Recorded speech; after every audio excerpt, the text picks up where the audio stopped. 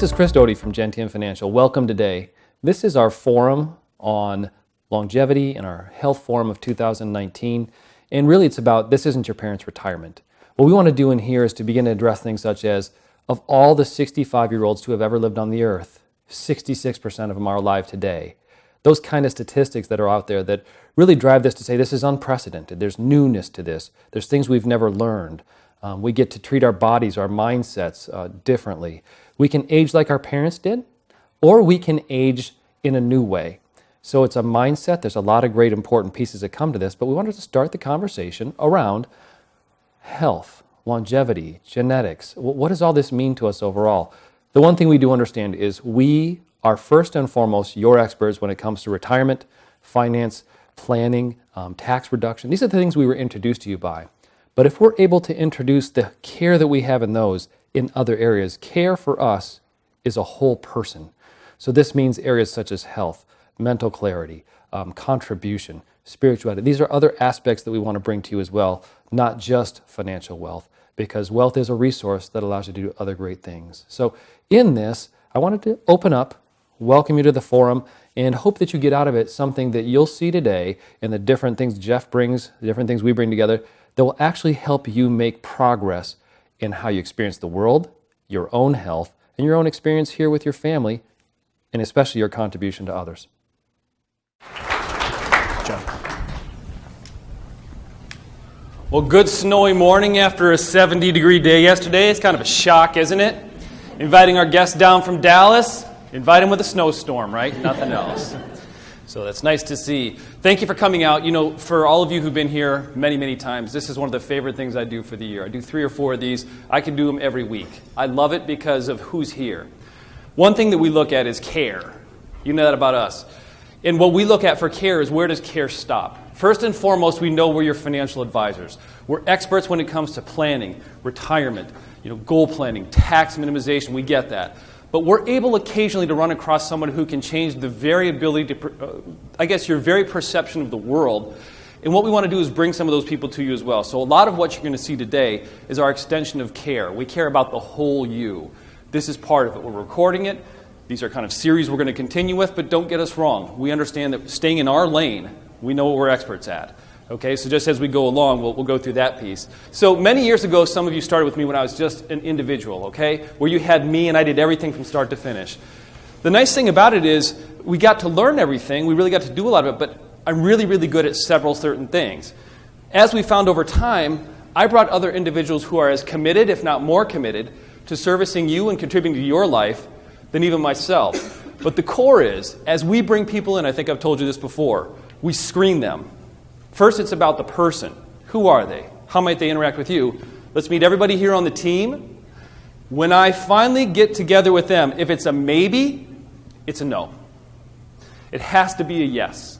So many, many are called, very few are chosen. But this team you see up here of 8 and about to see the 9th, if you will, the 10th is standing in front of you,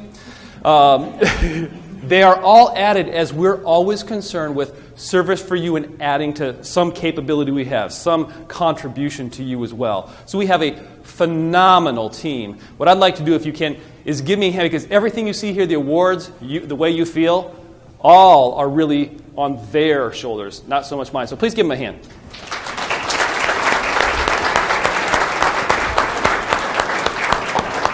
And with that, our newest member of our team, Mary Pazer, she comes from us with a wonderful background in financial services from a myriad of different places, Heartland being one of them, really from the city. But she's a client experience associate, and this is Mary over here. So if we'll give her a hand to bring her to. Fantastic.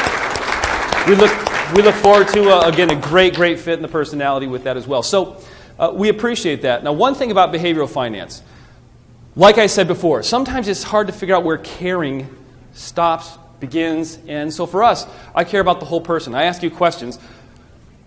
Many of you have had appointments with me. It's 1 part finance, 10 parts the rest of your life. Is that right? Right. I love it. That's called relationship. And that's extremely important. We create community here. What's amazing when you sit at these tables is the people at your tables, when you have conversations, you're going to find things in common because they're people like you. Okay, that's what I tend to find here as well. What we look at here with behavioral finance, and as this leads into health, is Some people every morning, think about this, wake up and they watch a horrible thing called the news. They got so much out of it that they may take a break at 10 o'clock and watch it again. And have such a hunger for it that at noon they'll flip it on and watch the noon news. Maybe catch some just after dinner, and as if that wasn't enough, 10 o'clock before they go to bed, they'll fill their mind up with more junk at 10 o'clock. To those of you who do that, I apologize, but to those of you who have gone away from it, many used to follow the media a ton more. Those that don't have often thanked me, say, thank you so much for telling me not to watch that. Because you have to be careful with what pollutes your mind. For instance, let me give you this. This is a great thing about behavioral finance, and I'll let Ken start. During the last 400% run of the market, 400% run of the market, do you know what the average person has been doing with stocks? They've been in net redemption. Net redemption for 10 years while the market's been going up. Is that because they're stupid? No. It's because they're human. The human nature has if you walk into Kohl's and there's a sale and the sweater that you wanted is like 75% off, what do? You run in and you want to get it first before the other person gets it, right? When the market goes on sale, what do? Most people want to run for the exit. It's the exact opposite. So it's a very interesting piece, but this is psychology. This is behavioral finance. It's a large part of what we do. We guide you along the way with that behavior. And many of you guys have turned into behavioral experts as well, to the point where you can now even help your families with that same information. So that's where we see it really transferring. That's been a fantastic piece that we have as well. That's a good piece. So what influences your mindset? I'm going to throw my father right underneath the bus on this one. But my sister went down to Alabama, the Gulf Shores area, with my dad on vacation, and all they watched every single day when they were in their hotel room was CNN and MSNBC. And I said, hey, Missy, how'd it go? She's like, it was terrible. All we listened to was the news. And so this has a big impact on us. Who here watches Netflix? Once in a while? There's a new one out there. It's Tony Robbins. Hey, have you seen it? It says, I'm not your guru. That's a new episode. The whole idea behind that one is that it videotapes basically a seminar he does, and he does intervention with people to get them to get out of their own mind. Mm-hmm. And sometimes we get caught in our own mind, don't we? And one of his principles says, if it's in your head, you're dead. Because sometimes we get so caught what's up in here, we forget about what's going on out there. So what influences our mindset has a lot to do with the outcome of what we have here. Market corrections. Now, I'm not going to tell the in-law joke anymore, but if you've been at this one where we say they're swift and visceral, they come without warning, their length of stay is unknown. I'm not going to go through the in-law joke again. But again, market corrections. Why do we talk about them? Why do we talk about them? Anybody here have an idea why we talk about them so much? Chris. I do, yeah, because it's one of the most important times, and it's a way for us to synopsize. Nobody has, let me make this statement. Many people would say, I'll skip the appointment when the market's good. When the market's rough, though, we want a bit more care, unless you've been through several with us. So it's one of the most important pieces. It becomes a crux. People can do something silly at that point. Absolutely. Human nature, we as people are a flawed investment, like a flawed investor, if you think about it. Why? It's physiological. Think about it. Our body is wired to run from fear, kind of like what Chris mentioned. So here's the setting. We're on an African safari, right? The guide isn't there, though. The Jeep isn't there. And the big bazooka's not there to kill the animal if it's coming running at you, right? So here you are. You've been waiting your whole life to see this pride of lions, and there they are. What are you going to do? Run like hell, probably, right? Our bodies are built to do that. Our bodies are built to go this way. I'm a hunter. I spent some time in northern Wisconsin. We have property up there. Seeing a bear in the woods is one of the most frightening things I've ever seen. Right? Deer, coyotes, wolves, it doesn't really do much. When you see a bear, what happens? You want to go the other way, right? It can really ruin your hike really quickly. You see a bear, right? It can turn it like that. But think about this. I got a question for you. I've heard that if you ever encounter a bear, what are you supposed to do? Stand still. Be big. Play dead. I challenge any of you to do that when you're staring down a 300-pound bear looking at you. Just to play, like, roll out and play dead. Good luck with that one. I would have a hard time. But think about what the markets do. We're faced with that, 10 times out of our lifetime. We're faced with that decision. Either we're going to be fearful of what's happening over here, or we're going to take that head on and take a look at the opportunities. A lot of you heard this message before, but some of the newer clients in here, we don't fear market corrections. We know they're going to happen. We know it's not if, it's when they're going to happen. But there's a lot of opportunities that we can take advantage of when this happens. Roth conversion planning is a great one. Selling some stocks at a loss to offset some of our gains. There's a lot of things we can do to help you through these time frames, but it's the one thing that can derail us, and that's why we talk about it time and time again. You talk about playing dead. What they tend to find is a lot of advisors play dead to their clients when market corrections occur. There you go. We're the exact opposite. Ours is to actually jump out and be proactive. Write things from time to time, but not alarm you. Just here's some things we do. Remember, understand you've been through this. And a lot of you have been through them before. A lot of you have been through two of the biggest corrections in history with us. So this just becomes a visceral, consistent, fundamental piece. Absolutely. Psychologically, we feel twice as worse when we lose money as we do when we make money. That was Richard Thaler. He just won a Nobel Prize, right? Not too long ago for the emotional side of money. So when someone takes something away from us, right, we feel worse. We feel bad. It's not that we never, when we have it, you can go out and buy it and you have it.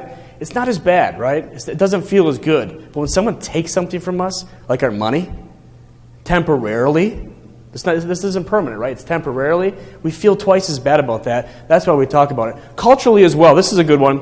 When we look at this piece, a lot of, we exchange money. Right? So if I want that sweater like Chris talked about, we exchange money. What most of us have a hard time wrapping our heads around is our actually purchasing power. That's what this is all about in retirement. It's making sure that if we can retire on this level of income, that our income goes up over time. It's really that simple. That's what we're trying to do here. So $1 today, 30 years from now, as Dr. Gladden is going to talk here, maybe it's 30, 40, maybe even 50 years after what he has to talk about today. But $1 today, 30 years from now, is $2.40. It costs $2.40 for that same dollar. That's what we're trying to do with all this, and we have to be in the market to get that. The annual end of the world. So when you opened up your statements last year, November, December, did we think the world was coming to an end, potentially? It was pretty bad, right? It was pretty bad. We almost hit a bear market. But this is very normal. Last year we were down almost 20%. Almost 20%. It was 19.8%, so it wasn't quite a bear market, but it was very darn close. But December was a tough time to open up your statements and be like, geez, this is a big one. Then came January, then came February, then came March, right? So we got that rebound, which is nice. But again, this is a very normal thing we go to.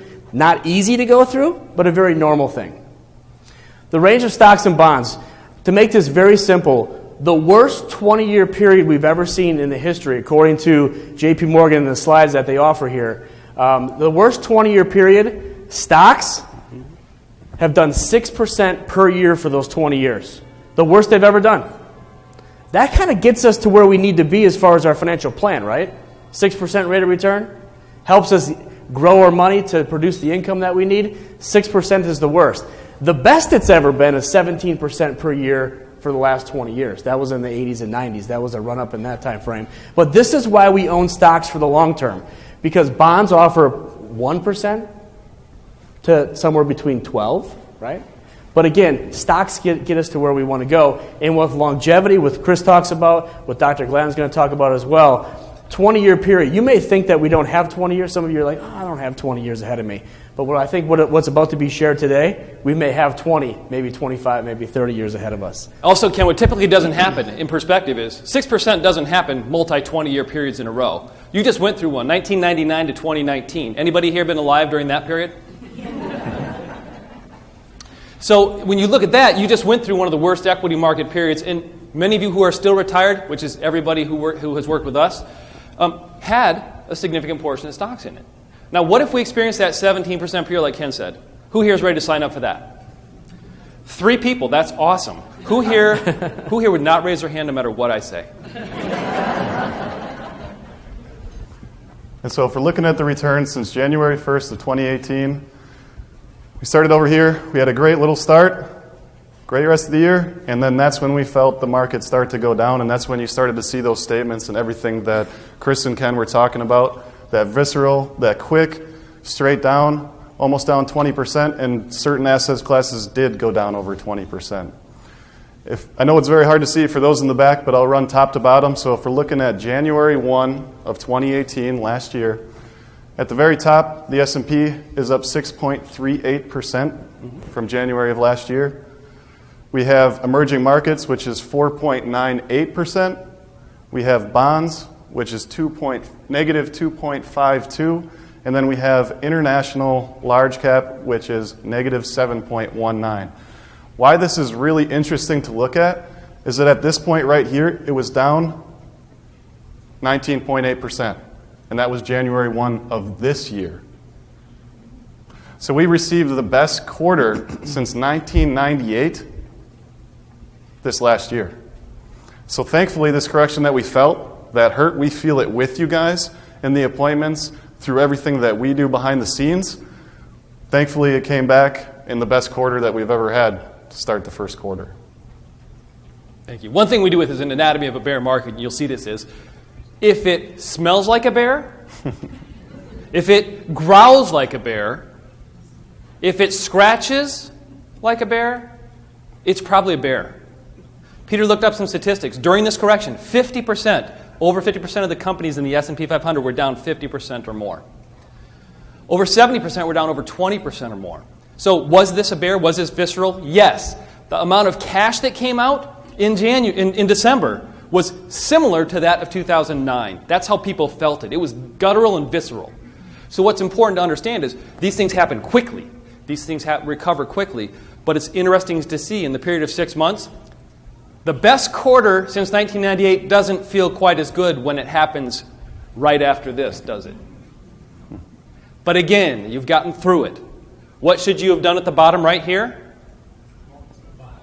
Buy or stay put with your plan. Your plan is built for it. So good point. Thank you, Zach.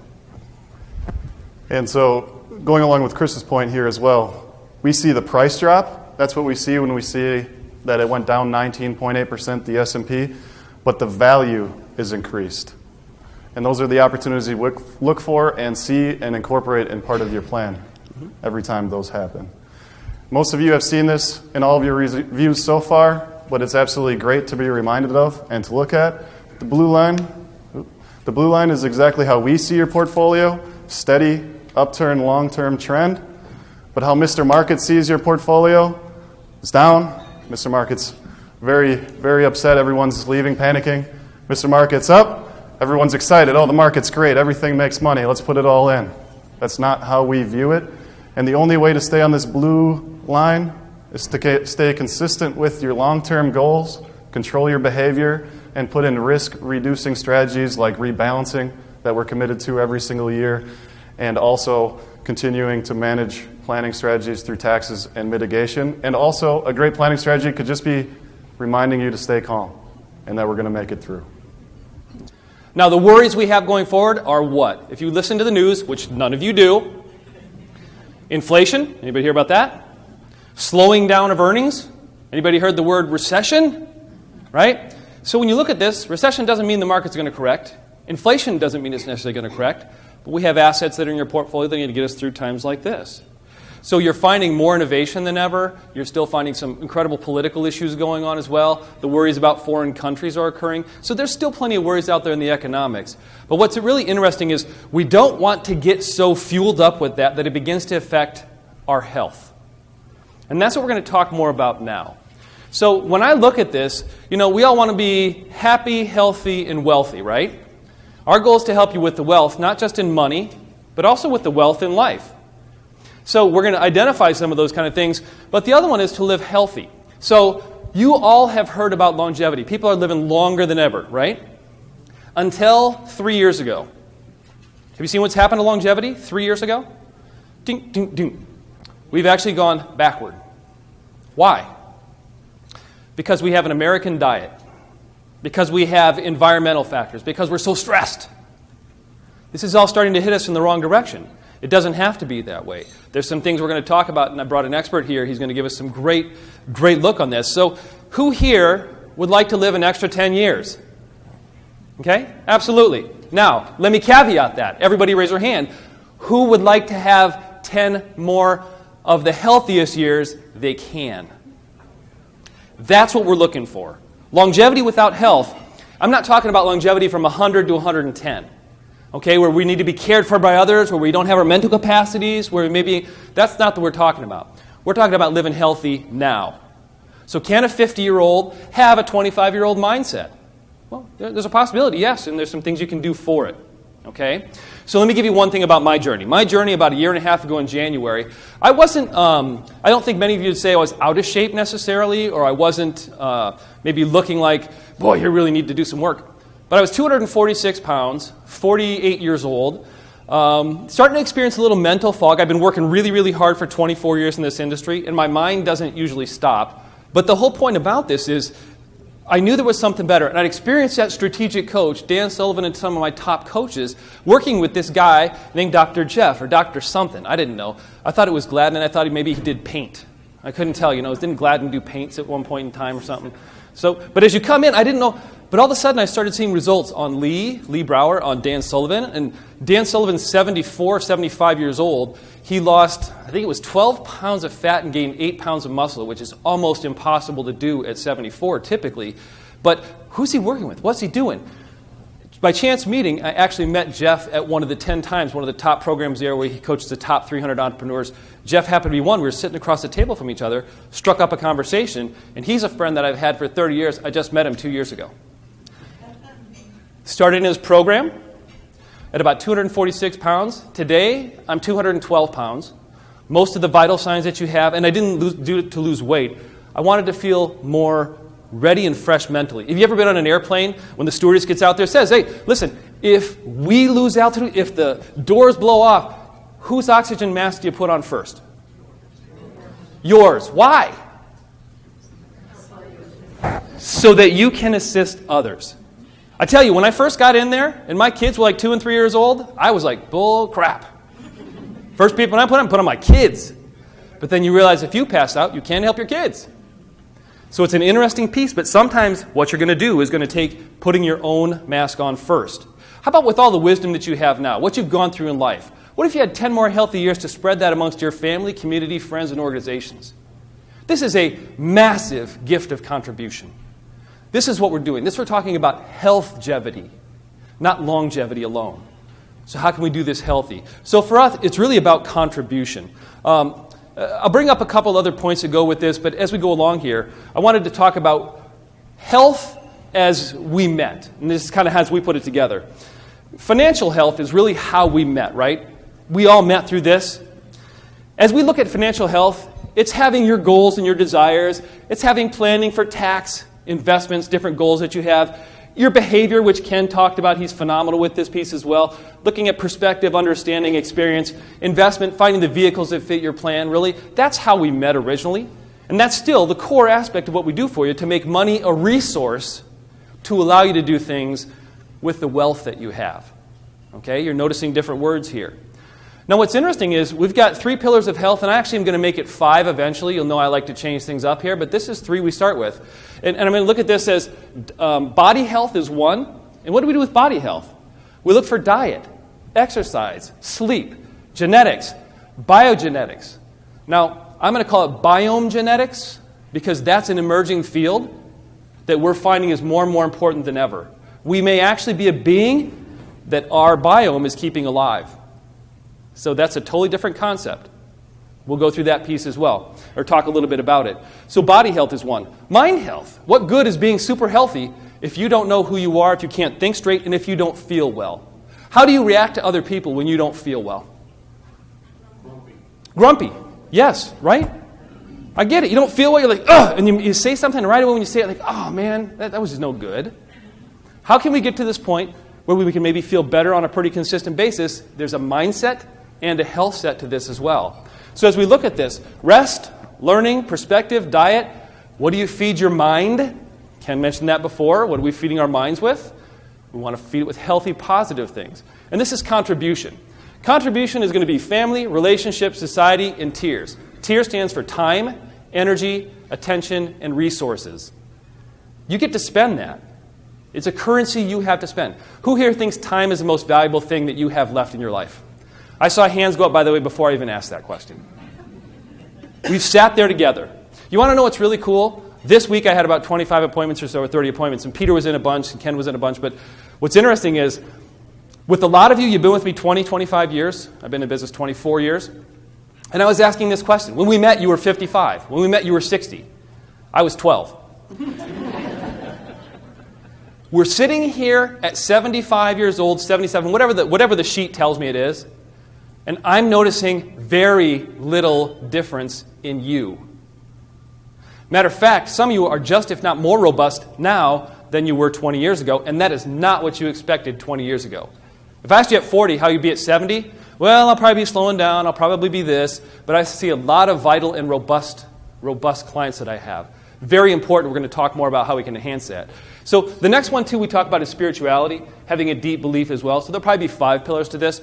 But what I want to do is really today we're going to go back and talk about body health. But as Jeff's going to show you, Dr. Gladden's going to show you, it is encompassing across every factor of health that we look at as well. One thing I want to show you this is extremely important. We've done this at Strategic Coach for a very long time, and on your table, there's going to be an exercise. There's going to be about a 3-minute exercise. I'm going to bring Jeff out, but it's to illustrate one thing. If you can, take the paper out that's on your desk that looks like this. It's the monthly lifetime booster extender. This comes from a Strategic Coach. Okay? I'm going to ask you to participate because there's something magic about writing things down. Okay? You see at the bottom of this page? The bottom of this page is real simple. Write down your age. I'm going to grade you on this, and I'm going to come by and I can tell you whether it's right or not.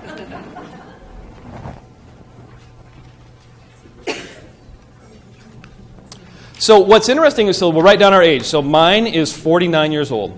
Okay? Now, you see the little arrow that goes up there? Now, I want to ask you a question before you fill it out. Without thinking too much about it, how long do you think you'll live? At what age will your will mature?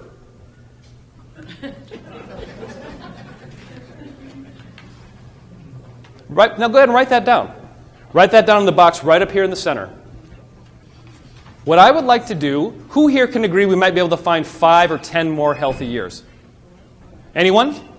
So if we're able to find something where we're healthy for 10, what if we could find 20 healthy years? Who'd be interested in that? 20 healthy years. Okay, to contribute, okay? Take the age you just wrote down, add 10 or 20 years, or whatever you're comfortable with. I love the laughter. Write it down. Write it down, please. Add 10 to 20 years to it and write it down. There's magic in this. A lot of things you write down occur, and you're trying to figure out why, because you wrote it down. There's no guarantees to it, but these can happen. So the whole point here, did you hear the laughter? You know what that laughter was? It was your brain going, bull, Chris. I heard it. It wasn't out loud, but I heard it because we have some telepathy going on here. You're going, you young whippersnapper. Come on, no way. What's important about this, though, this sheet is going to be a piece that can start to open your mind. On the right, left side, there's some pieces that we're going to be able to use just afterward this, but it's going through specifications. Determine what you want to be like the year before you pass away.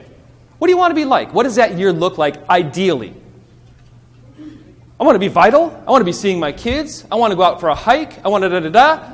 And then tomorrow not wake up, right? I was in this very club. Let me tell a quick story. I'm sitting at a table over there called the Joiners Table. It was about 8 years ago. And everybody around me is probably 75 to 87. And, hey, how are you? Oh, I'm Chris. It's nice to meet you. What do you? Oh, I'm a financial advisor. I do this. Okay, cool. Awesome. This guy built the hotel downtown. This guy, this. There's a bunch of great stuff. But the interesting thing is the comments immediately turn to, hey, did you hear about Bob? Yeah. Died in his sleep. Lucky bastard. I kid you not. I'm like sitting here going, whoa. And then one's got a hole in his head from some cancer that was taken out. One's got, it's just one's wife is blind, can't get, you're hearing all these stories about it. And it's like, wow, is that what we're all destined to? That's what we're all worried about, right? So again, as we look at this, create a detailed picture of what you want to look like, physically, mentally, financially, quality relationships, and your purpose. Now, I'll let you fill those out. What would you do with these extra years? Here's a sample. Create a global leadership forum. Travel to all 7 continents while I'm continent.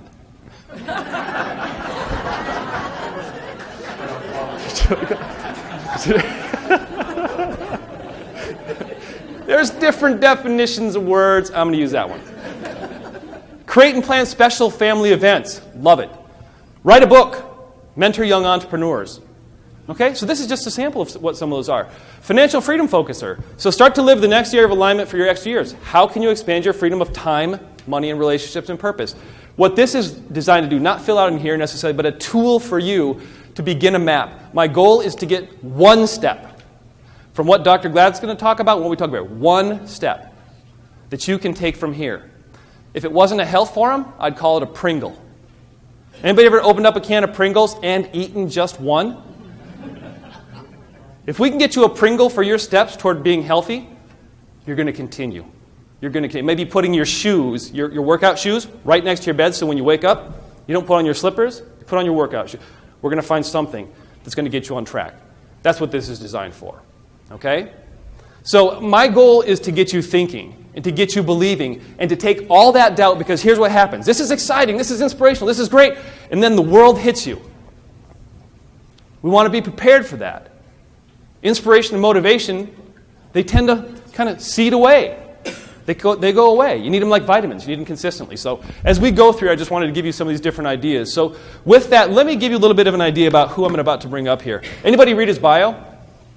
It's pretty impressive. He's a gentleman you've kind of seen. Some of us have talked about him as well. Again, I met him at Strategic Coach. He's become a dear friend of mine. He's fantastic. It's great because as you have conversations about this, as I'm reading books from other doctors as well, we can kind of go through stuff and they may say this, and then we'll look at the reality of what those things are. But the most beautiful thing is he's willing to contribute his time to come up here. He was just at a Game Changer group down at Strategic Coach, working with 30 to 40 of the top entrepreneurs in the world about how they can collaborate to become heroes to other people. I mean, you'll see what that means in a moment. But his real goal in life is to ask a question. How good can you be? How good can you be? And by the way, you know what it is? This is one of the oldest philosophical questions in the world. Most of us are afraid of how good we can be, and we run away from it.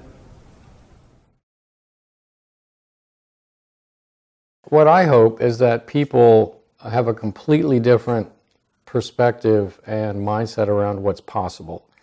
Because I think people really have normalized the aging process. They've really normalized what they saw their parents do, their grandparents do, their peers, their siblings. And I think the message that I really want to get across is that those paradigms of aging, that glide path of aging that you're used to seeing people go down, no longer really applies. Now aging and how you age is actually a matter of choice. It's not a matter of, just acquiescing to a process that you have no control over. So I want to give people a sense of hope, a sense of the ability to take control, and the ability to actually change their life in dramatic ways with regards to how they function, the health, how they feel, and ultimately that translates back into their wealth, how they use that resource, etc. So I'm excited to share this with them. Yeah, and my desired takeaway from the program is really for people to have an open view, to take a mindset that Jeff mentions is closed, and really open that to the fact that this is optimization of your whole entire life, which is met through finance, but health, family, contribution, wealth, it's all part of one big picture. So for us, we view this as a whole person, and I think that's an important piece that Jeff mentioned as well, is what exists out there today is probably not going to get you to where you want to be. We have to think differently. We have to open our mindset to being seen differently, to being that person that nobody else, I'd say nobody else, the person that other people think is a little strange. You have to be okay with that, because a lot of what we're talking about is not accepted practice today. It's not to go to a party in Wisconsin where there's a bunch of cheese and I'm the one who's eating the lettuce off the plate underneath. Those are the kind of funny things you'll find. So I think that to get that mindset, that shift, and see how it all ties together into an experience of life is really one of the key takeaways that I could find for clients and how it's all relating. This is an opportunity to talk with Dr. Jeff Gladden. He's going to give us a presentation. He and I are going to sit up here, answer some questions. We'll have a question and answer back and forth. We mean to make this interactive. This is what you brought in. I wanted to bring one of the world's experts out here and talk about this. So without any further ado, I want to bring up Dr. Jeff Gladden, please. All right. Hello. Hey, buddy. Good to see you. So, Chris, if you're going to make all 7 continents while you're continent, I think you better hurry up a little bit. As my doctor, that's a little frightening. I'm just teasing. Thank you. Yeah, Appreciate that. no worries. So I dressed for yesterday, as you can see. I left Dallas on Sunday and wasn't anticipating this weather, but anyway, I put on an extra undershirt, so I'm okay. So I would like to change your minds, really, in the course of the next 45 minutes. I'd like to have you thinking completely differently than the way you think currently as you came in here. And I'm going to do that by telling you a little bit about myself, tell you a little bit about my story, how I came to be standing here. And if I'm going to start in gratitude, I think I'm going to start from the perspective that the thing I'm most grateful for is to be living at the time that we do. And the reason is that we have access to technologies that enable us to age in a completely different way than we're familiar with, than we saw our parents age, our grandparents age, our peers, our siblings, etc. Technologies are available that actually change the trajectory dramatically for all of us. And I think that's an incredibly exciting thing, and I'm incredibly grateful to be participating in that whole arena, quite honestly. So, it strikes me that there's a certain sort of tragedy in life, and that is that if I were to ask you, how many of you are at your financial peak in terms of your life, right, or close to your financial peak? I think a lot of hands would go up and say, yes, we're in a good position, right? If I were to ask you, how many of you are kind of at your height for relational insight, relational wisdom, right? The ability to communicate well and have warm, loving relationships that are nurturing. I think a lot of hands would probably go up for that, right? And then if I were to ask you about spiritual insight, how many of you are feeling centered and calm and things like that, despite what happens in the world? I think a lot of you would raise your hands. You work through things to come to these places. But if I were to ask you, at what age were you at your physical peak, right? It wouldn't be today, right? It would be another age. And I've asked this of other groups, smaller groups, and it could be 27, it could be 18, it could be 35, it could be 52 when somebody started doing a workout program. But nonetheless, typically that's in the past. And so what happens in life is the trajectory for wisdom, finances, relational ability, spiritual centeredness, all these things go up. We're all getting better, quite honestly, all the time. And yet the thing that fails us is the physical structure, right? And so what happened to me, I'm going to tell you a little bit about my story, and that'll set the stage for what I would like to share with you after that. So I'm a physician, as you know. I went to, actually was born in Michigan, just across the lake. So I feel like I'm kind of back in sort of my home territory. I was born in Jackson, moved to Grand Rapids, lived there till I was 7. Then I decided the family should move to Philadelphia, so we moved there. Fortunately, my dad found a job. Anyway, I grew up around the Philadelphia area, and I've lived all across the country, but I still have roots up here, so that's a really cool thing. Anyway, I went to medical school at Temple in Philadelphia. I went to Case Western, Cleveland, another lake-affected city, for my internal medicine, and I was at the University of Colorado for cardiology. And in 1988, I moved to Texas, and the reason was I was an interventional cardiologist, angioplasty, stents, things like that. It was a target-rich environment for me. A lot of chicken fried steak, a lot of tobacco chewing, right? So what better place for a guy like me? So I basically practiced interventional cardiology for about 25 years. And in the course of that, I did a lot of things in that space. I ended up building my own heart group. We had 10 offices. I had 12 doctors. We had a plane that we used to fly around to different clinics that we had. I started cath labs for hospitals. I co-founded a large heart hospital down there with Baylor and another cardiologist in town, which is still doing very well today. And a lot of things were going very well, but what happened to me in my 50s is that I started getting sick. And so I went and had testing done, and I basically had everything tested that I could, hormone levels, thyroid, blood work, the whole 9 yards. And at the end of it, I was told, hey, you know, everything looks okay. I think you're just getting older. Right?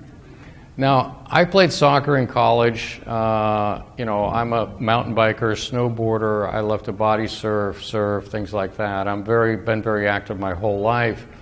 And here I am, I've got 3 kids, and I'm thinking, you know, I don't think I'm going to be able to keep up with my kids this year.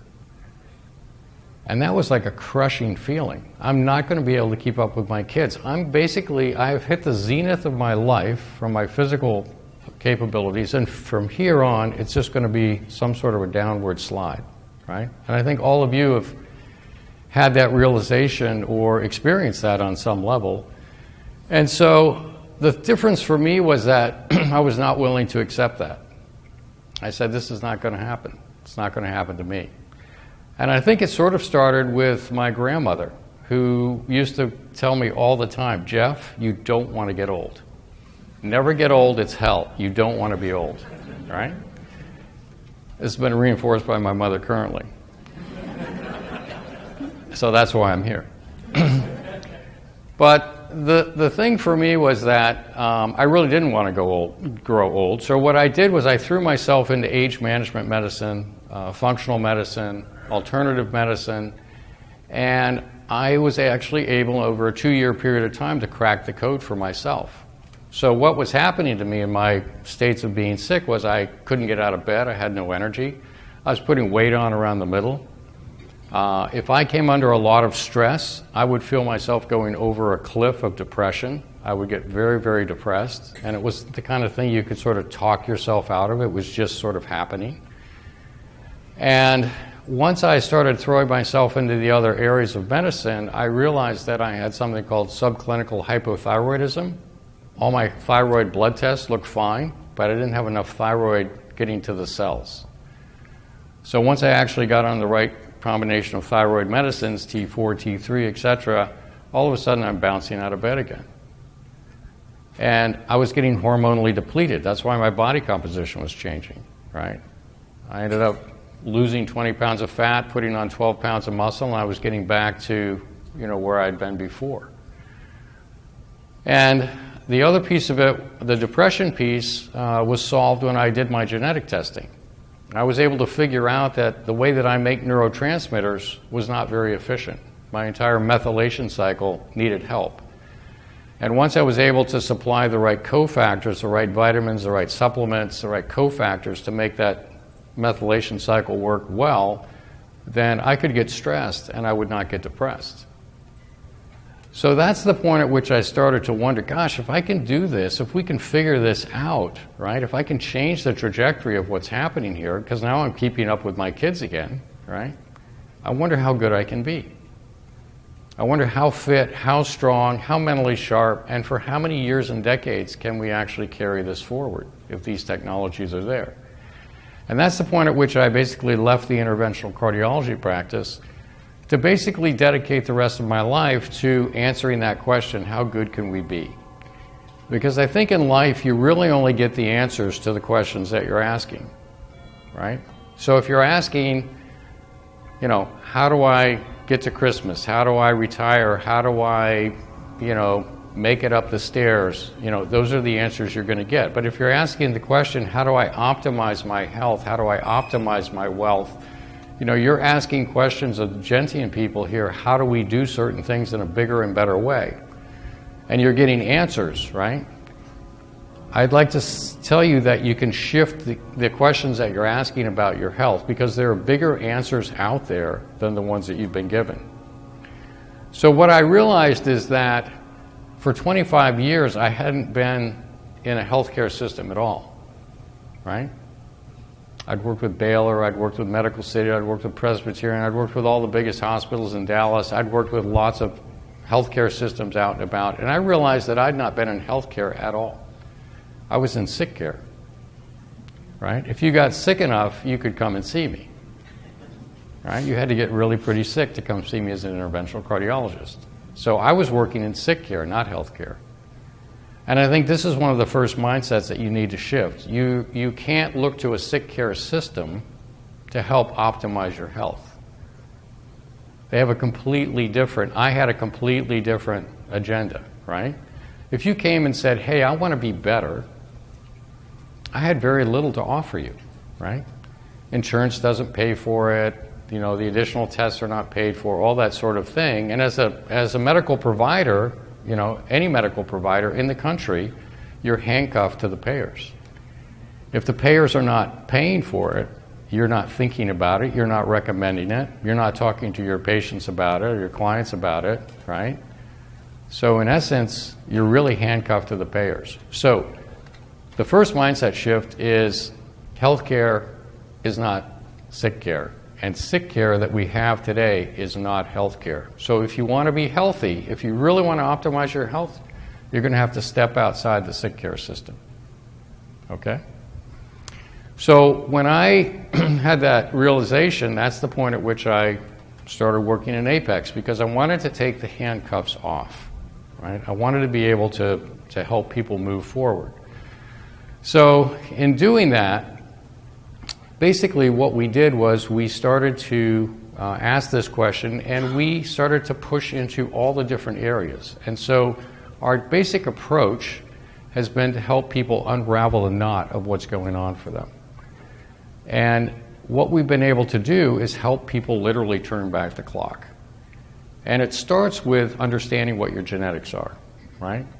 Now, there are a lot of misconceptions about genetics. So a lot of people will think, and we were all taught in high school biology, you know, genetics are your destiny. You know, this is your blueprint. This is how it is. Mom, dad, grandparents, they all had a contribution. This is how it's going to be. But in actual fact, genes are not a blueprint, right? Unless you're born with Down syndrome or cystic fibrosis or a true genetic disorder, for the vast majority of our genes, they're not your destiny. They're actually a set of tendencies, a set of proclivities, if you will. And they can be coached to go in different directions depending on the environment that they live in.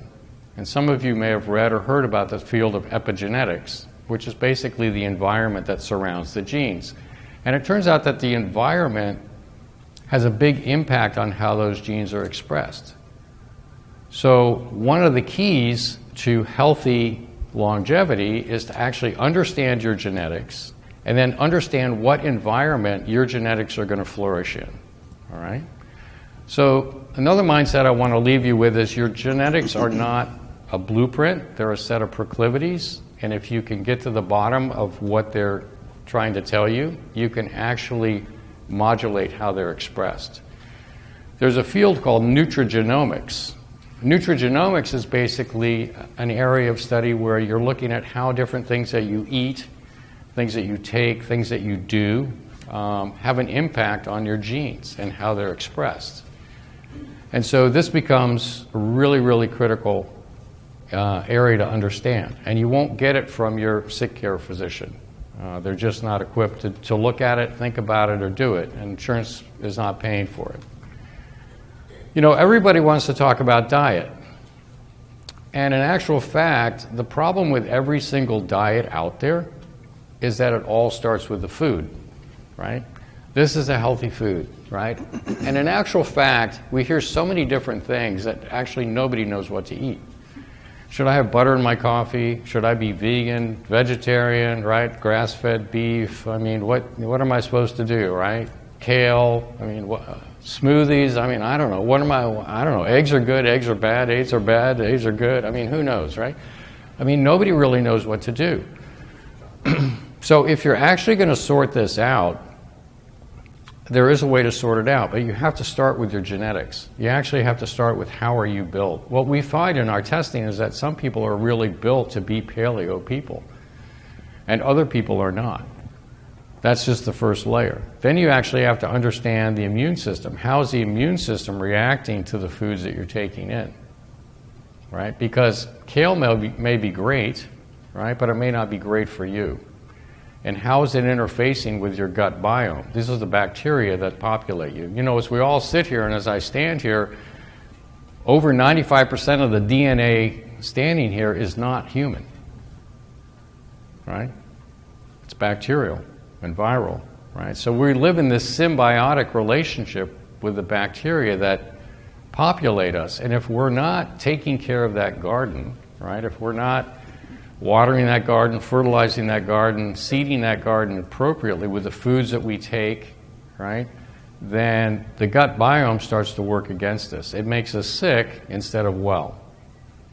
So getting the food right becomes critical. And if your immune system is acting up, then the next thing you know, your intestine is leaking, right? Things from the intestine into the blood that shouldn't be there. Then that's inflaming your brain. The next thing you know, you've got brain fog, right? You've got joint pain. You've got autoimmune disease. You've got all kinds of other things going on, right? So these are critical things to look at.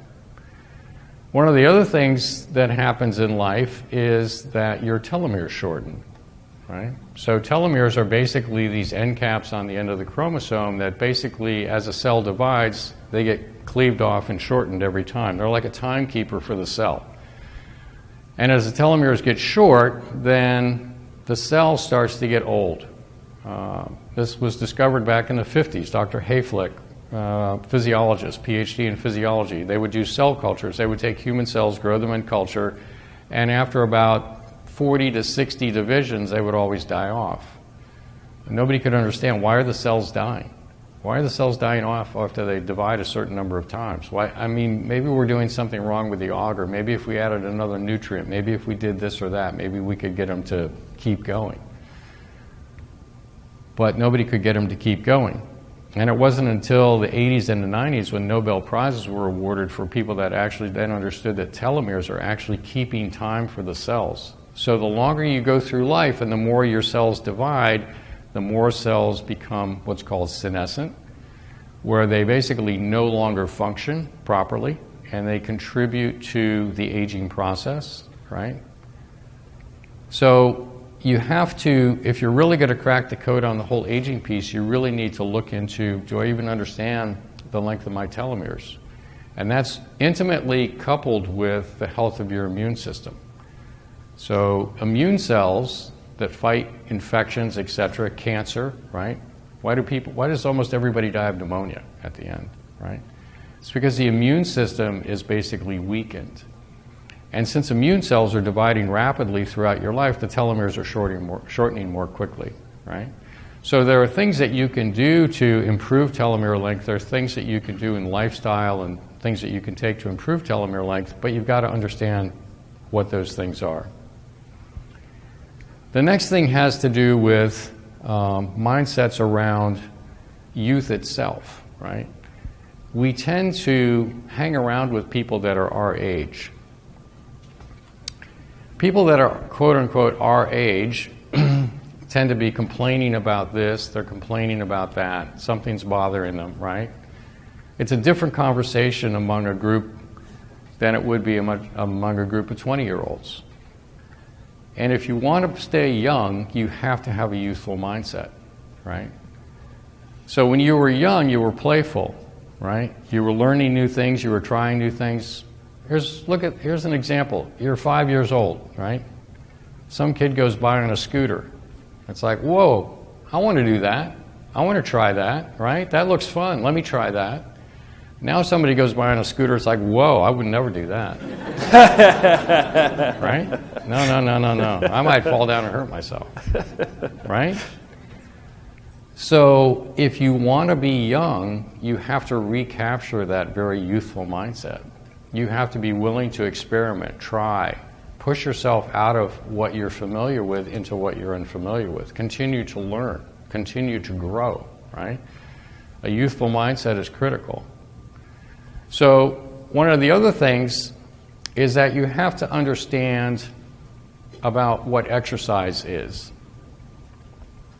A lot of people have misconceptions around exercise. You know, exercise is simply a stress that you apply to the body that the body responds to get stronger, right? That's really all it is. You don't have to kill yourself. You don't have to beat yourself up. You don't have to suffer.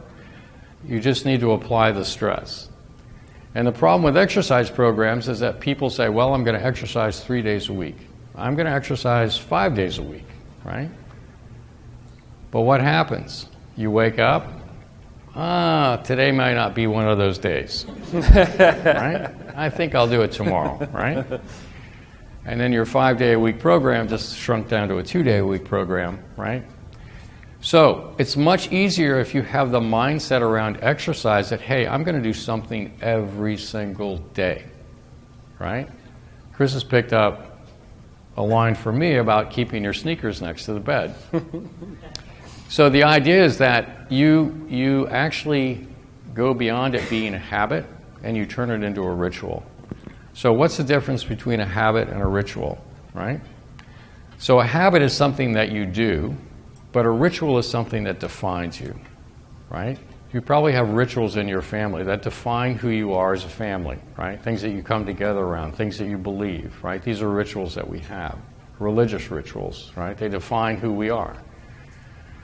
Habits are habits. You can basically develop a new habit in 21 days. You can develop a ritual over about 3 or 4 months. So if you actually commit to, I'm going to develop the ritual of exercise, then you could basically have your sneakers, your shorts, whatever by the bed, and every day you know you're going to put those on. Rain, shine, don't feel well, whatever. The trick, the key, is to change your mindset around exercise from, okay, I've got to go push myself today, into actually thinking about what is my body built to do today, right? And you want to basically be doing the kinds of exercises that your body is receptive to. So we do that by wearing the wristbands, right? There are people wearing Oura rings, Whoop bands, etc. And so you can actually get information that tells you what your recovery is, and then you kind of know, okay, today is a day for me to push, today is a day for me to be doing more recovery type exercises, right? But you can do something every single day. And the other thing about getting in shape is when you were 18 or 24 and you wanted to get in shape, what did you do, right? Well, you lifted some weights and you went for a run, or you went for a swim, you rode your bike. The next thing you know, 3 weeks later you were in shape. Right? But I don't think that works so well right now. So my concept of aging is to be a fast, agile, strong, quick, balanced 100-year-old, right? Now, when you think of the average 100-year-old, what do you describe them as, right? Slow, feeble, feeling for the curb, unsure, right? Not flexible or balanced, falling down, afraid, right? But if you want to be a fast, agile, balanced, strong, flexible 100-year-old, then the kind of training that you have to do is not lifting weights and going for a run, right? You have to work on other components. You have to work on balance training. You have to work on fast twitch muscle fibers. You have to work on a whole host of things that actually are fun to do. They're not like terribly difficult to do. They don't beat you up to do it. And you can get up and make a commitment, I'm going to do this kind of training every single day. And guess what? It makes a huge difference. It makes a huge difference. You can get to the point where you're skipping down the stairs again, right? Instead of feeling for the railing, right? Where you go up a flight of stairs and it's almost like you're walking on level ground. You take them 2 at a time instead of 1 at a time because that seems too slow, right? So exercise is huge in that regard. One of the other things that's really critical is sleep, right? So as we age, we have less slow wave sleep in general. And you can get really good readings on sleep wearing these trackers. Not every tracker, but Whoop and Oura Ring are very well correlated to in-bed sleep studies. I just did an in-bed sleep study about 10 days ago. I was just curious to sort of see if I had anything going on, and I wore my band during the sleep study, and I had the exact number of minutes of slow wave sleep recorded here as I did with a full EEG, the whole 9 yards, right? So the technology that we have available to us is very, very clever. You can get real-time feedback, right? And you want to leverage these technologies. You want to be discovering them, finding them out, because they're going to actually help you get stronger. They're going to help you meet your goals. There are other technologies where you can actually monitor your blood sugar real time, right? Freestyle Libre is the name of one. It's a little sensor that goes on your arm.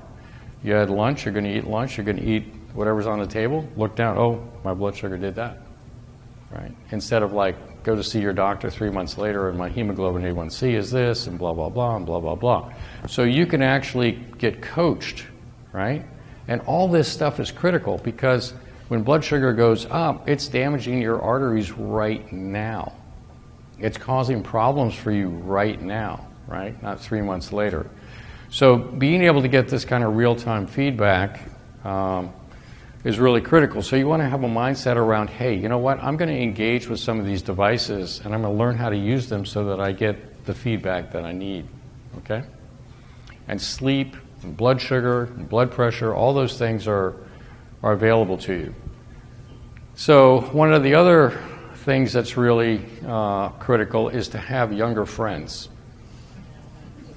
Because the people that you're with right now are on a trajectory where they may not be here. If you're taking the course that we're taking, they may not be here that extra 10, 15, 20 years that Chris just had you map out, right?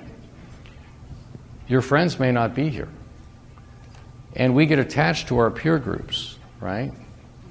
And what I keep saying, what my experience now, I had a birthday at the end of February, and I just turned 65, right?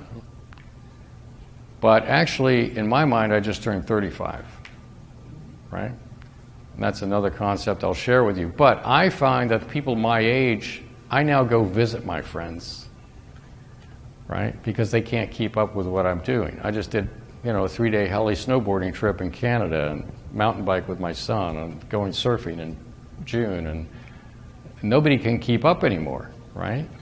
So I need younger friends, right?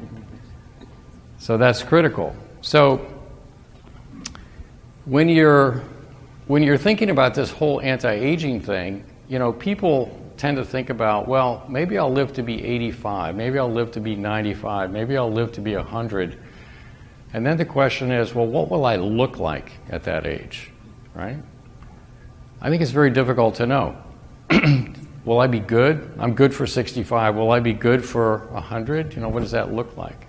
So what I've decided to do is we're so enthusiastic about the work that we do and the way we're able to actually turn back the clock for people, right, functionally, 10, 15, 20 years, people in their 60s playing the best golf of their lives, people at 60 competing with people in their 30s in CrossFit. I mean, you name it. People don't really comprehend what's possible, but leveraging the technologies we have, you can literally turn back the clock. You really, really can if you go all in on this stuff, right? It's remarkable. So anyway, it's if you're up for that kind of stuff, it takes a commitment. It takes a financial commitment. It takes primarily a mindset, though. Believing that you can do that is a critical piece. So I'd like to tell you about a couple of other things that we found that are very, very useful. One of them is something called molecular hydrogen. It's one of the best anti-aging things you can have. We brought some with us. If you want to try it, you just drop a tablet in a glass of water and you drink it. It's basically sort of like the perfect antioxidant. And we find that it balances your whole system. So it's really good, and that's from that standpoint. There are lots of theories about what causes us to age. Oxidative stress certainly plays a role, and this is a great way to kind of balance that. The other thing that you should know is that I have a podcast called Living Beyond 120, and you can go to livingbeyond120.com. And if you go there, I don't know how many podcasts we have up there, but there's probably 20 or more, and we cover a lot of these topics. One of the other things that you can do that's incredibly helpful is to use a sauna. So, interesting, right? There was just a study published not too long ago in JAMA, 2,000 people in Finland. They followed them for 20 years. And they looked at their sauna usage rates. People that use the sauna 1 day a week, 2 to 3 days a week, or 4 or more days a week. And what they found was that the people that used the sauna 4 or more days a week, compared to the people that used it 1 day a week, had a 40% reduction in all-cause mortality. 40%, okay? So if you really looked at the numbers that you wrote down there, one of the things that you have to be doing is sleeping well, exercising. We'll talk a little bit more about diet, but you really want to think about using these saunas. Now, the saunas they used are dry saunas. They were at 174 degrees, so it's pretty hot. A lot of dry saunas will go to 145. You have to kind of sniff around to find one that'll go that high. But the people that stayed in at 20 minutes or longer, 4 days a week or more, 50% reduction in heart attacks. Huge reduction in cancer. Right? And it has to do with the fact that heat activates heat shock proteins in your body, which activates something called FOXO3 genes, which basically activates your anti-aging biochemistry. Okay? So if you want to be healthy, if you want to be healthier than you've ever been, think about using a sauna. One of the other things that's really important is what we eat, right? So with the diets, the problem with every diet is it starts with the food. It doesn't start with the individual. Until you know who you are, it's impossible to know what to eat. So you have to get the testing done for that. But as a general principle, in America, we eat the standard American diet, which is, the acronym is SAD, right? It's a SAD diet. And why is it so sad? Well, it's sad because it's very calorie rich and very nutrient poor. And so we're actually sort of starving on the inside while we're overfed on the outside, right? And there's a score that's been developed by physician Dr. Furman. It was originally done in conjunction with Whole Foods, and it's called the Aggregate Nutrient Density Index, ANDI. Aggregate Nutrient Density Index, the ANDI score. And basically what they did was they took a lot of foods and they basically graded them on a scale from 0 to 1,000. And the idea is that you want to be eating foods that are very nutrient rich per calorie. This is how many calories you're getting how many nutrients you're getting per calorie. So at 1,000, you have things like kale, collard greens, Swiss chard, right? Mustard greens, all 1,000, right? How about a Coke? 2. French fries, 5. Big Mac, 7. Your grass-fed steak that you're so proud of, right? The best one, the bison fillet, 39, right? Best piece of meat you can eat. Nothing touches the vegetables for nutrient density. So, we have these concepts of eating where, breakfast is only these 14 foods, right? It's got to be bacon, eggs, waffles, French toast, oatmeal, cereal, right? Yogurt, what else? But that's about it. Maybe a biscuit if you're in Texas. Some gravy. Right? Fried. Yeah. And we have concept of dinner, right? It's a piece of meat, it's a green vegetable, a starch, and a piece of something for dessert. But, none of that's written on tablets anywhere, right? And so you really want to basically move away from this concept of eating because that's the way you've always eaten into actually eating for nutrient density. And you want every meal to be a nutrient-dense meal. You basically want every meal foundationally to be a salad. And I don't mean a wedge of lettuce with some blue cheese and some bacon bits and, etc. What I mean is that if you went into Whole Foods or something, do you guys have a Whole Foods up here? Yeah, just a couple blocks away. So if you went into Whole Foods and you know that, they have those sort of areas where you can go around and pick out different kinds of food. When I go in there to make a salad, I will get a small amount of about 25 different things, right? That's a salad. Some artichoke, some pepper, some cauliflower, some kale, some green beans, some, whatever it is. A mix of what's cooked, a mix of things that are raw, and I turn that into a salad. That's a salad, right, in my book. Now, you can have a salad for breakfast. You can put it in a blender and make a smoothie. You can put it in an omelet.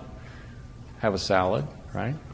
For lunch, you could have a salad like that. The other thing you can do is you can take soup. You can take, pick a nice soup that you like, chicken broth or whatever else, and then just start throwing vegetables in it, right?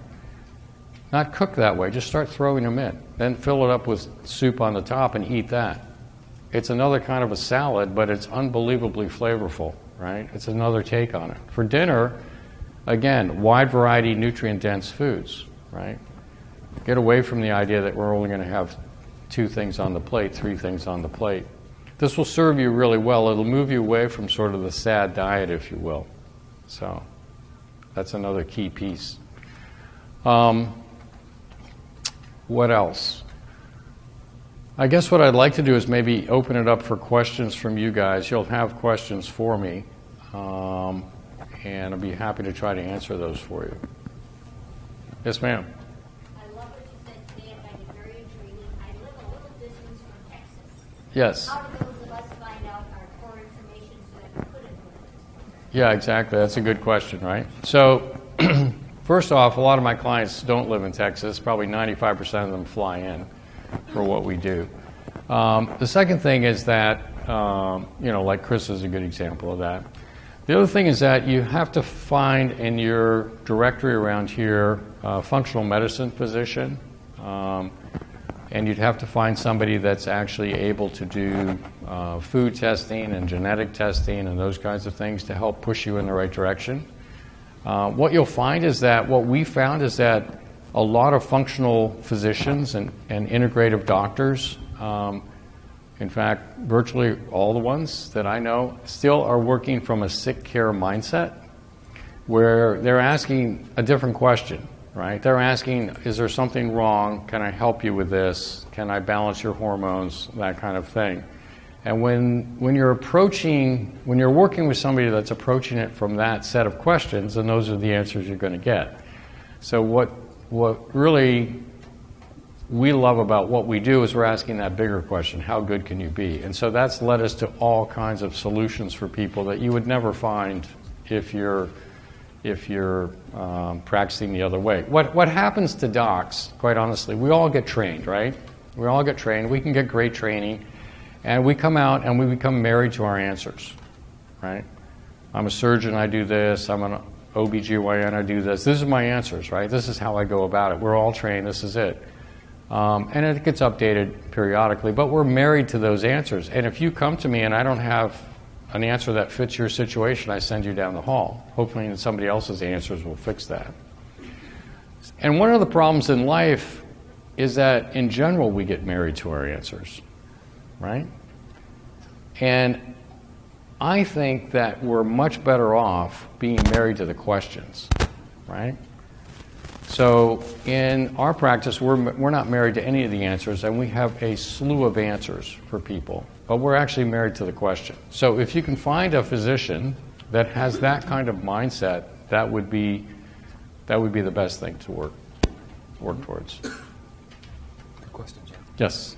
What do you think about vitamins, taking vitamins? Yeah, so that's a great question.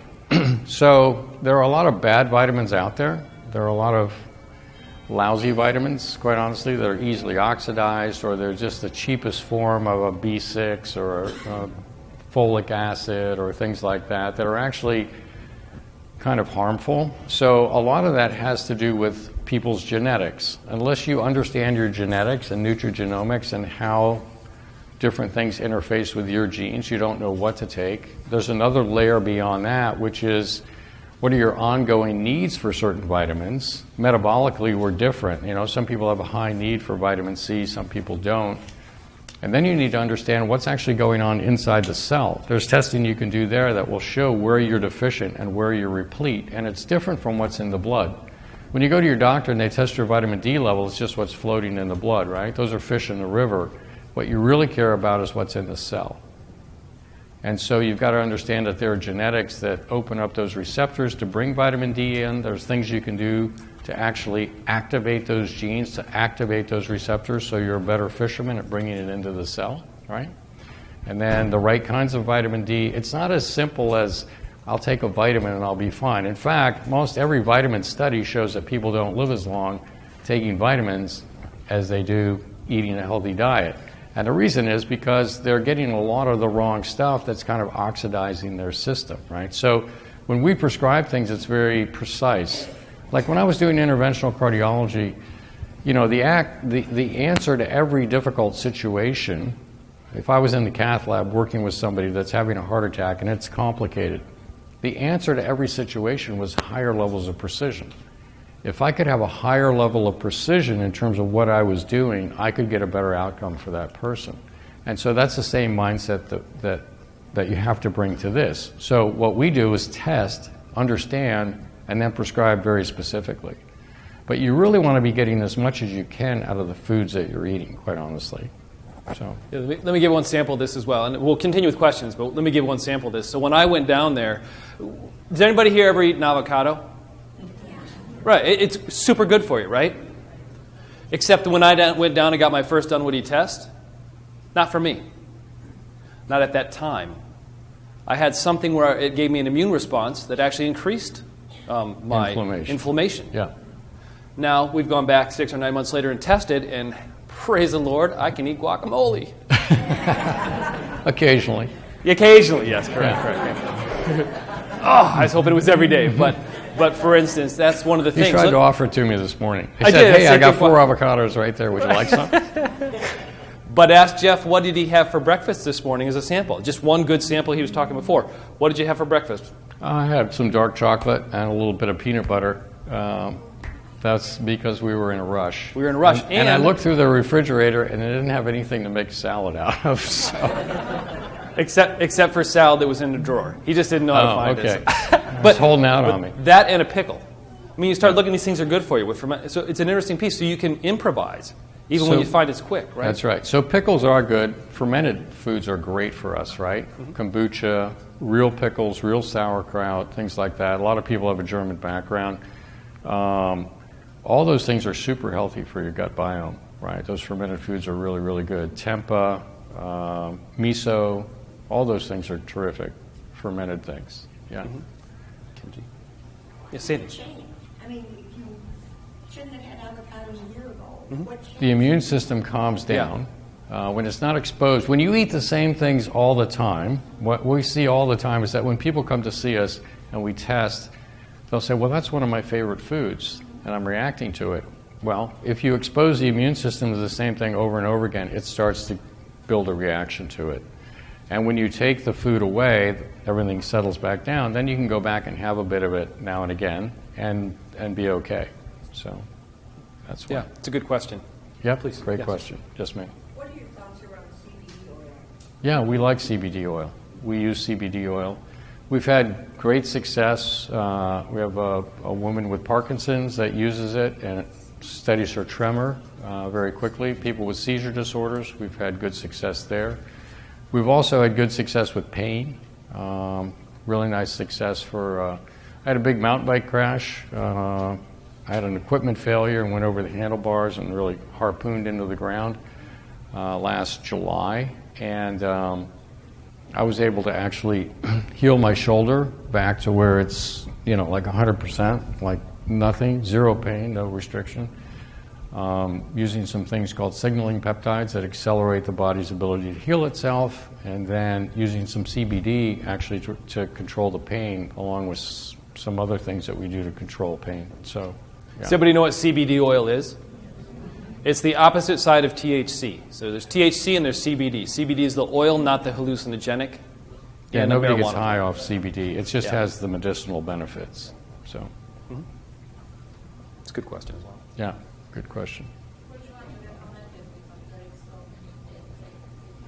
Sorry, I couldn't. I'm sorry, I can't hear. What's that?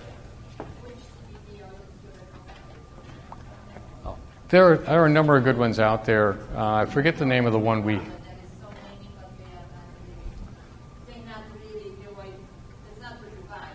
Oh, I see where you're talking. Yes. Yeah, actually, quite honestly, the CBD oil that is the most active does have a little THC in it, and you have to be able to go to a state where you can get that, like Colorado or something like that. And it has to do with the fact that some of the THC will activate some of the CBD elements. So you have, in Texas, we're not marijuana legal. I don't know if you are here. Nope. No, you're No, not Michigan here. is, though, where you're Michigan from. is, okay. So you just have to drive to Michigan and see your cousin and then send it over there. But, yeah, I don't keep track of all the brands, right? But, yeah. But actually, we've had good success with the ones that don't have THC for a lot of things because we can get that in Texas. And we've had great success with that. Yeah, I use it for sleeping. For what? Sleeping. Sleeping, yes. And it's great for relaxation, which brings me to another thing that I wanted to talk to you about, which is the management of stress. So stress, I really liked the way he was talking about the cup of news in the morning, the cup of bad news. My my co-host on Living Beyond 120, Living Beyond 120, is kind of a news junkie, and we actually can measure our health based with these bands, based on something called heart rate variability. What he found is that his health was improved when he didn't, and his sleep was improved when he didn't look at the news for 3 hours before going to bed, right? Because it gets your whole sympathetic nervous system worked up. Now you're agitated, now you're worried, now you're angry, you're frustrated, whatever it is, and it has a direct impact on your health. The flip side of that is meditation, right? If you leave here today and you get in the sauna 4 days a week, and while you're in there you meditate, right? There's just a study released that a 50-year-old can have the brain of a 25-year-old simply by meditating for 15 minutes a day. White matter concentration goes up, creative thought goes up. Meditation it's free, and it's like one of the best things you can do for yourself. Exercise, nutrient-dense diet, meditation, saunas, those are great foundational pieces. They're not going to get you to 120. You know, you've got to go after your telomeres, you've got to go after your biochemistry, you've got to understand your genetics, you've got to understand a lot of things to get to that point. But all those things will be incredibly helpful to you. Can we just go back one thing? We got a question back too, but one thing. I like to make up words. Yeah. So I think we're going to call it sonitation. Sanitation. Sonitation, yeah. You go in the sauna and meditate. It's called sonitation. Technically, it's a neologism. It's a neologism. Excellent. Perfect. Right. So that's our new word today. Write it down. Sonitation. Meditating while in a sauna. That's right. Okay? Something new. You got it here today. Yeah. Question in the back. Kristen. Or metasana. Medicine. Can you speak up just a little more, Kristen? Yell. High blood pressure medication. Yeah. How you work with clients with that, and just your thoughts in general about high blood pressure medication. Yeah. Great question.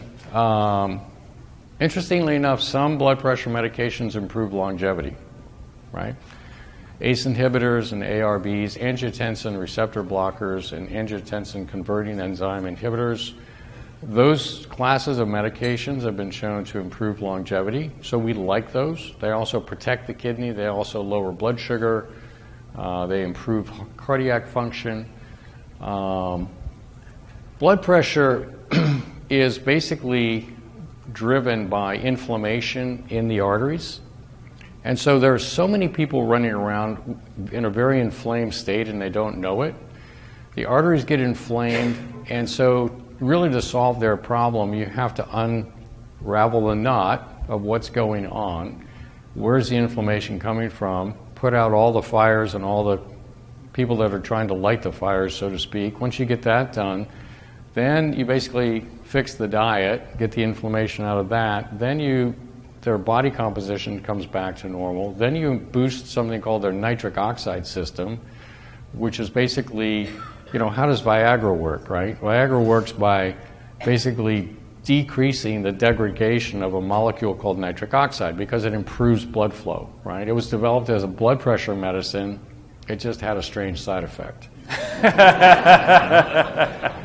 So nitric oxide is God's gift to your arteries. You can pick up products that will boost nitric oxide production. Eating a lot of kale, arugula, beets, things that are high in dietary nitrate will boost nitric oxide. Vegetarians make better lovers, quite honestly. They have much more nitrate in their system, more nitric oxide. So, lowering blood pressure is about unraveling the knot, using the things that are actually healthful, augmenting nitric oxide production, and keeping the skin that lines the artery super healthy. So if you do that and get people's weight where it needs to be, then they come off the other blood pressure medicines. Yeah. That's a good question. Yes, please, let's go with Kitty, then Ken. Yes, Kitty.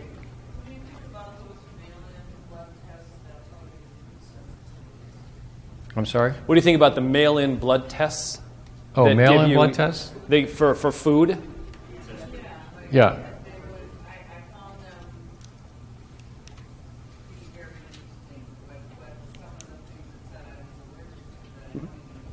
Yeah.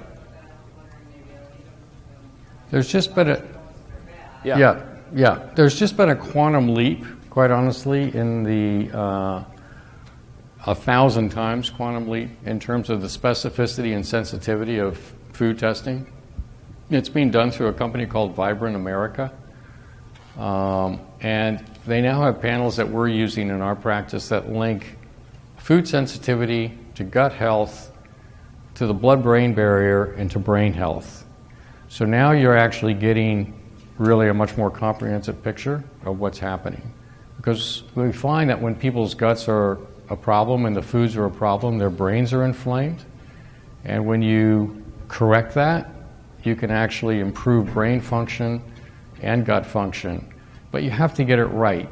And so I think the Vibrant America testing is the best testing out there. Just instead of saying, well, you're sensitive to eggs, it will basically break down all the different proteins in an egg white and the yolk and basically tell you how it's working. So, yeah.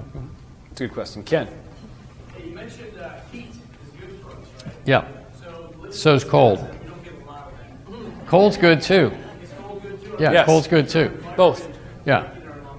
Yeah. So there's a guy, his name is Wim Hof. I don't know if you've ever seen anything about him. He's a Polish guy, I believe. And he was suffering with depression. His wife died. He was very, very depressed. And he started walking outside in the cold. And he found that there was a salutary effect for him in that. Released endorphins and things like that. And then he became really enamored with this, and he started doing lots of things in the cold, like doing what we would call silly things, like climbing mountains, with just a pair of shorts on, while it's snowing out. And he developed a breathing technique that enabled him to maintain core body temperature. And he teaches people this technique. You can look it up on YouTube videos. Wim Hof, H-O-F-F, I think. Or maybe it's H-O-F. And essentially, it's sort of a deep, slow breathing technique that he's developed, and he can teach people how to hold their breath for up to 5 minutes using this in a sequential fashion. But he's been able to use it, and he went to the university to be tested, and they put him in a tank of ice water, literal ice water. You see him in a glass tube with just ice all around him. And he's sitting there, and he was in it for an hour and 20 minutes, and his core temperature never dropped. Right? It's a little bit like the yogis out in Tibet that can sit outside, basically melting snow off their back because they're able to control their body temperature. He also did an experiment where they injected something called endotoxin into his veins, which is something that would make you really sick. Like if you have a strong bacterial infection, this is what makes you septic and super sick. They injected it into him. His immune system was so strong, nothing happened. The doctor said, you're a freak of nature. We get it. You can do that. He said, no, I can teach other people to do that. He taught 15 other people. They all did the same thing.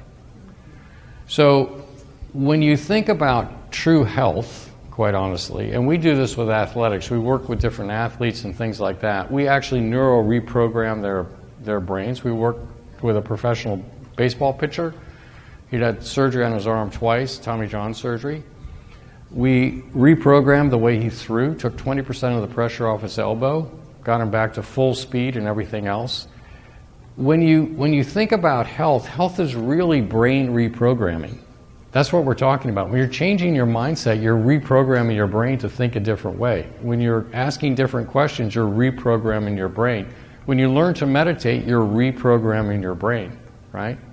When you basically make exercise a ritual, you are reprogramming your brain. All health basically comes from the brain. and programming it or reprogramming it in a way that's optimally functional.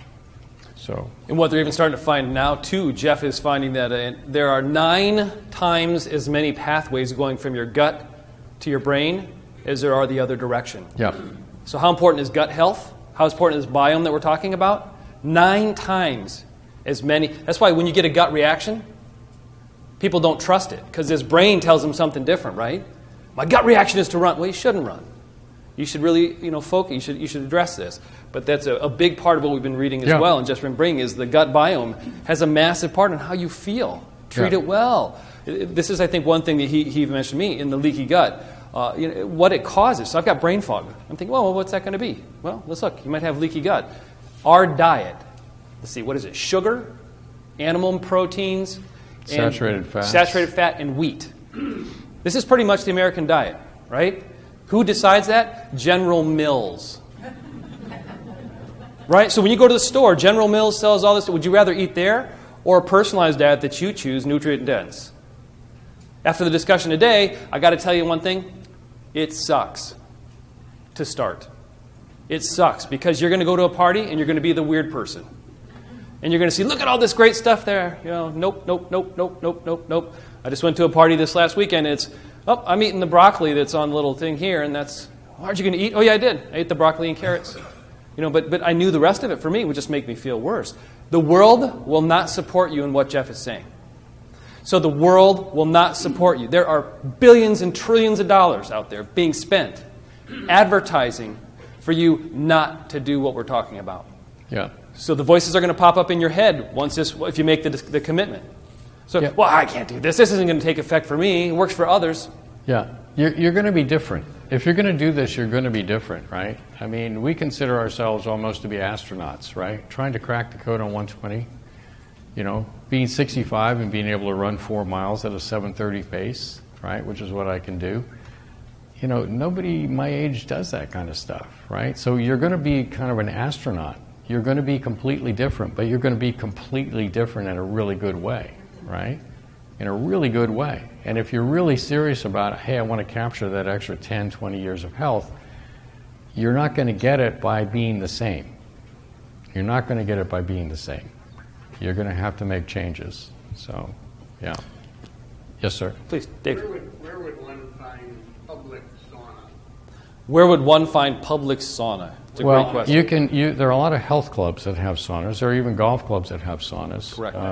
But YMCA. YMCA has canceled. They don't. That's because I've been to the YMCA for they got rid of it. 60 years. Yeah. They don't have saunas. Really? Yeah. You'd have to Google it. Elite where the saunas does. Are. The Elite if you clubs, Google it, I'm sure you'll find. Yes, Elite in Mequon has one as well. Yeah.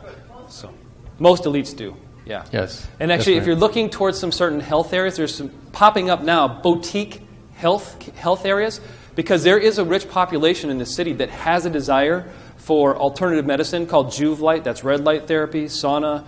We're talking Vasper machines, different things. But it's going to be a minority. They're going to be premium. It's a couple $100 a month to join. It's like having a car payment. But you are going to be able to experience things such as this as well. They're popping up. There's one in Brookfield. There'll probably be one up in Mequon. And there's probably one in this area too. But you're going to start to see those. But maybe you start with Elite. That's a fantastic question. Thanks, Dave. Yeah. Yes, ma'am. I have one question. I really hate to ask it.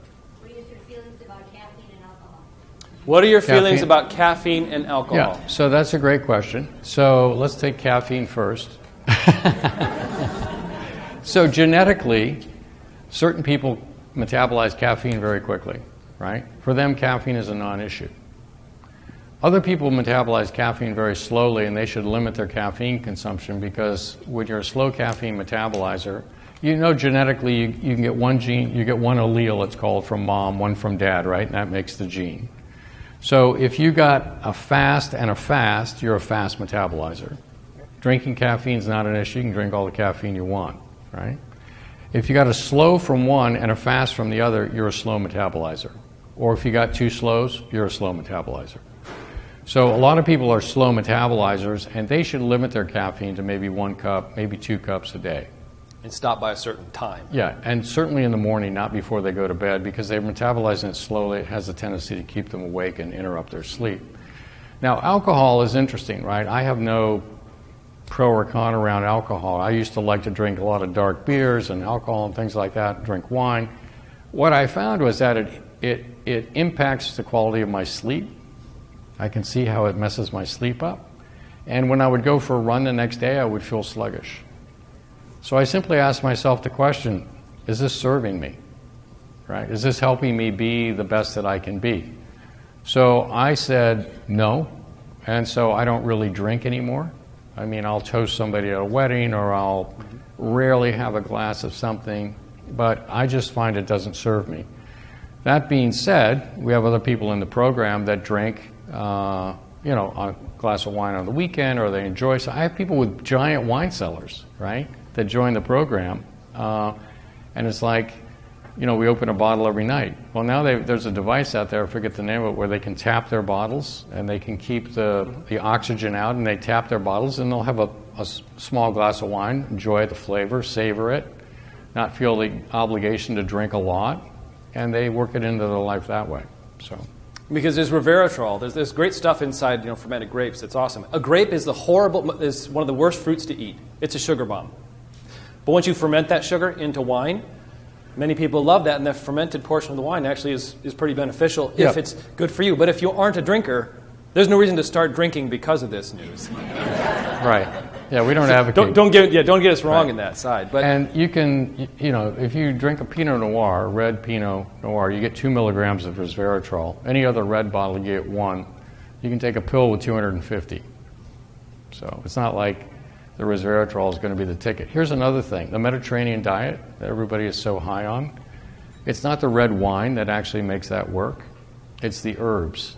It's the herbs that they use. The rosemary, the thyme, the sage, right? Those things are incredibly healthy for you. If you want to do one thing to make your cooking better, start using all the different herbs you can. Just grind them up, throw them in everything. Soup, salad, doesn't matter. Just start throwing them into everything, because they're incredibly healthy. Yeah, one thing we've been reading about with that as well is if you look at, for instance, there's 10 blue zones around the world. You know what a blue zone is? Where the average age approaches 100. Yep. Okay? And what they're starting to find is remarkable. Most of them don't eat much animal meat. Maybe once a week. They eat a lot of a plant-based diet. Some of the Catavians, some of the Sardinians eat a ton of sardines, small fish with high oil content, and a ton of them, some 30% of their, in a couple of cases, 30% of their calories come from coconuts and coconut oil. Another one, it comes from olive oil. So these are things, you think, are those really great for you? Well, in some cases, as Jeff is finding, some of these areas, it's great, but you have to also have the genetics set up. You have to have the genetics to go with that Correct. diet. So for some people, the oils work against them. They're just not built for that. So unless you know, it's just Russian roulette. You're playing Russian roulette with your health, quite honestly. Yes. I want to say something. You read 48 and you 65, I 65. For all of us, we have to combine like these two things. So excited and all to health. I was the same way when I was 48. Now when you're 65 and you have so many different issues with your health, I would recommend one thing. Everything is perfect and you are really good what you just gave and I agree 100%. And don't forget to have some fun. Don't forget what? Fun. Oh yeah, I have So fun all the time. it's a great point. So the No, statement I have fun is all the time. Yeah, the statement is don't forget to have fun. So in Yes. other words, if cherry pie That's shows right. up on your plate, I guarantee even the healthiest guy here will probably eat it. I might have a bite. Just saying. Yeah, because life is for living at the end of the day, right? Yes. But what you find is that when you feel great and you can do anything you want with your kids, and you can, I've got a grandson that was just born, and I'm looking forward to snowboarding with him, 7 or 8 years from now. Yeah. Yes. So one of the most important things I think you say that's important, and then I'll get a question over here, is to thine own self be true. To thine own self be true. And also moderation in all things. I mean, you look at this, it goes back to the ancient texts. I've read 15 of the ancient texts, now I'm up to maybe Euripides, and you're going through this, and you find out it's a very consistent, similar situation. You want moderation in all things, but you also want to be smart. You want to be educated to know, we've got a vehicle, one vehicle. You get your whole life, your entire life, you get this vehicle. We have no idea what kind of fuel to put in it. Have you ever checked the oil? Do I need new spark plugs? None of this stuff gets asked. None of these questions are asked, but this is what's starting to happen. So it's a huge, huge, huge advance in this field. And you can be interested. More importantly, you can consume what we're saying or not. My intention is not to tell you what to do. His is not either.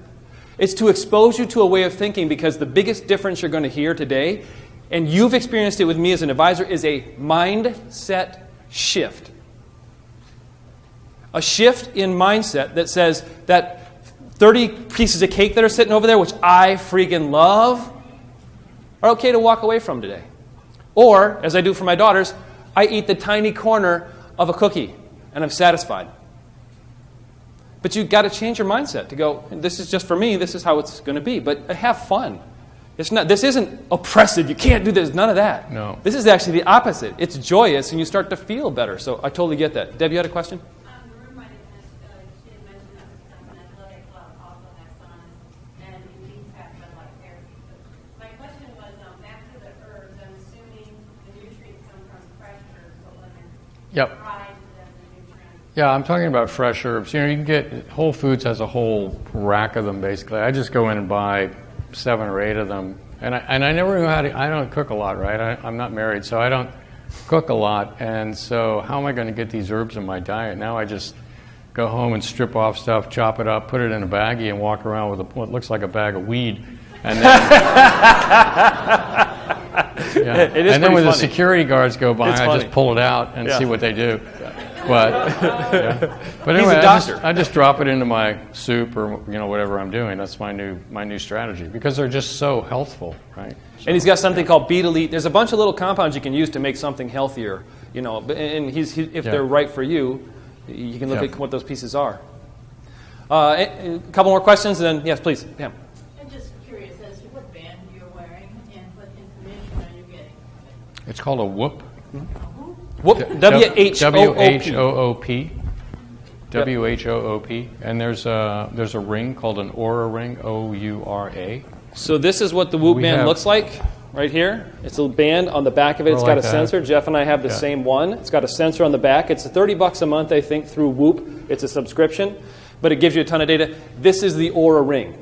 The Aura ring has 3 sensors on the back of it. I wear both. I got this one free at the Abundance 360 program, and I track them against each other to see how close they are. Jeff said he gave me something last night that said you'll sleep deeper, and I slept for 1 hour and 40 minutes of deep restorative sleep versus normal, probably 35 to 42 minutes. And so what info are you getting from it? It was a supplement. What information are we getting from it? We're getting something called recovery score, right? So when you wake up in the morning, it'll tell you how much you slept, how many disturbances you had, how much slow wave sleep you had, and then it'll also measure a very important parameter called heart rate variability. So heart rate variability, I'll just explain this, a little bit of physiology. Heart rate variability is not, well, my heart rate was 50 and I walked up the stairs and it went to 100. That's not heart rate variability. That's heart rate change, right? Heart rate variability is actually the beat-to-beat variation that occurs with respiration as you're just sitting here. So what the Whoop does is it measures heart rate variability at night when you're asleep, when you're not dreaming. There's no influences on it other than the basic tone inside your body of stress, okay? And that's a function of how much exercise you did and how many bad news articles you read and what your relationships were like that day and what you're worried about, etc. The lights you have on. Right. And so you wake up in the morning and it will give you a score of how well you slept combined with your heart rate variability, and that's your recovery score. And we use that to tell us how hard we should exercise this next day. So for instance, yesterday I had a 94%. Mine bar was green yesterday. Today it was yellow. It was caution. So just don't go at it full on today. My body wasn't ready for it. But you can start to see there are weeks when I've worked out really hard or not been feeling quite as well, where it's red for 2 or 3 days, and it's telling, hey, you got to take a little bit of a break here. Don't go out and push yourself. Right. Where most people think, I'm going to push myself every day. It just may not be good for you. So just ways you can start to track those with both this and then the ring has very similar statistics. When you're exercising for longevity, you want to do something every day, but you want to do the right thing on that day. Because you can certainly overtrain, right? There are a lot of people that overtrain. There are a lot of people that overeat, overtrain, over anything, right? To his point about moderation, you want to get it right, and we're doing it on a daily basis, lining up where we are with what we should be doing on that day. So, yes. Hot tubs, you mentioned sauna, hot tubs, especially personal ones where. Yeah, hot tubs don't get to 174 or you'll be cooked. So, right? You'll be poached. Yeah. So, the data is with the dry sauna. Now, it's not to say that a hot tub or an infrared sauna, which doesn't get as high, don't have value, but the data is on, the dry saunas. So, Yeah, it's a great question. What's your take on LDL and HDL and statins? So the question Yeah. is, what's the take on HDL, LDL, and statins? well, the first thing to understand is that heart disease is not really, the events of heart disease, heart attacks and strokes and things like that, are not really a function of cholesterol. They're really a function of inflammation, right? So if your arteries are inflamed and your body is inflamed, you're much more apt to have a heart attack or a stroke from a very small plaque, say a 30% blockage, right, than you are, anything else. Likewise, if you're not inflamed and you had a 60% blockage, chances are you'll live just fine with that. That being said, cholesterol is a factor and it is a risk factor. We like to get people's cholesterols under control. The way we do it, again, is to understand who they are genetically, what kind of diet they should be on. And then there are things that we do controlling blood sugar and other things that will manipulate cholesterol under control. We rarely use statins. Statins have their own side effects, so we do the genetic testing to see who gets along with statins and who doesn't. There are 2 genes in particular that determine whether or not somebody's going to have aches and pains and problems with their brain and other things. There's lots of side effects. I can't take statins personally. But that being said, there are some people that are built for statins. There are some people that have problems that are big enough to require a statin, and so in those cases we'll use a statin. But for the vast majority of people, we don't.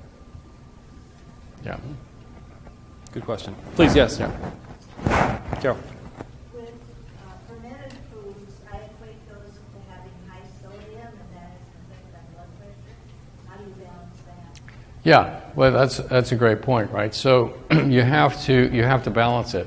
Just because it's a healthy food doesn't mean it's healthy for you. So you can't always start with the food. You have to start with you. And if sodium is an issue for you, then you need to stay away from high sodium foods, fermented or not.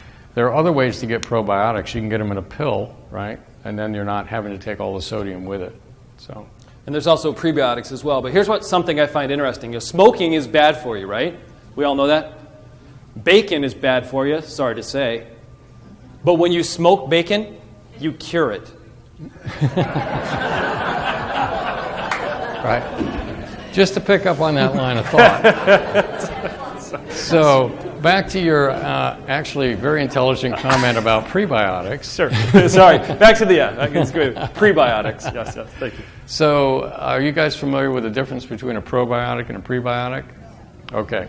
So a probiotic is basically a group of bacteria. They can be alive or dead. You drop it into your intestinal tract, and those bacteria, alive or dead, actually will modulate the way your GI tract works and help modulate what the other bacteria in your gut do.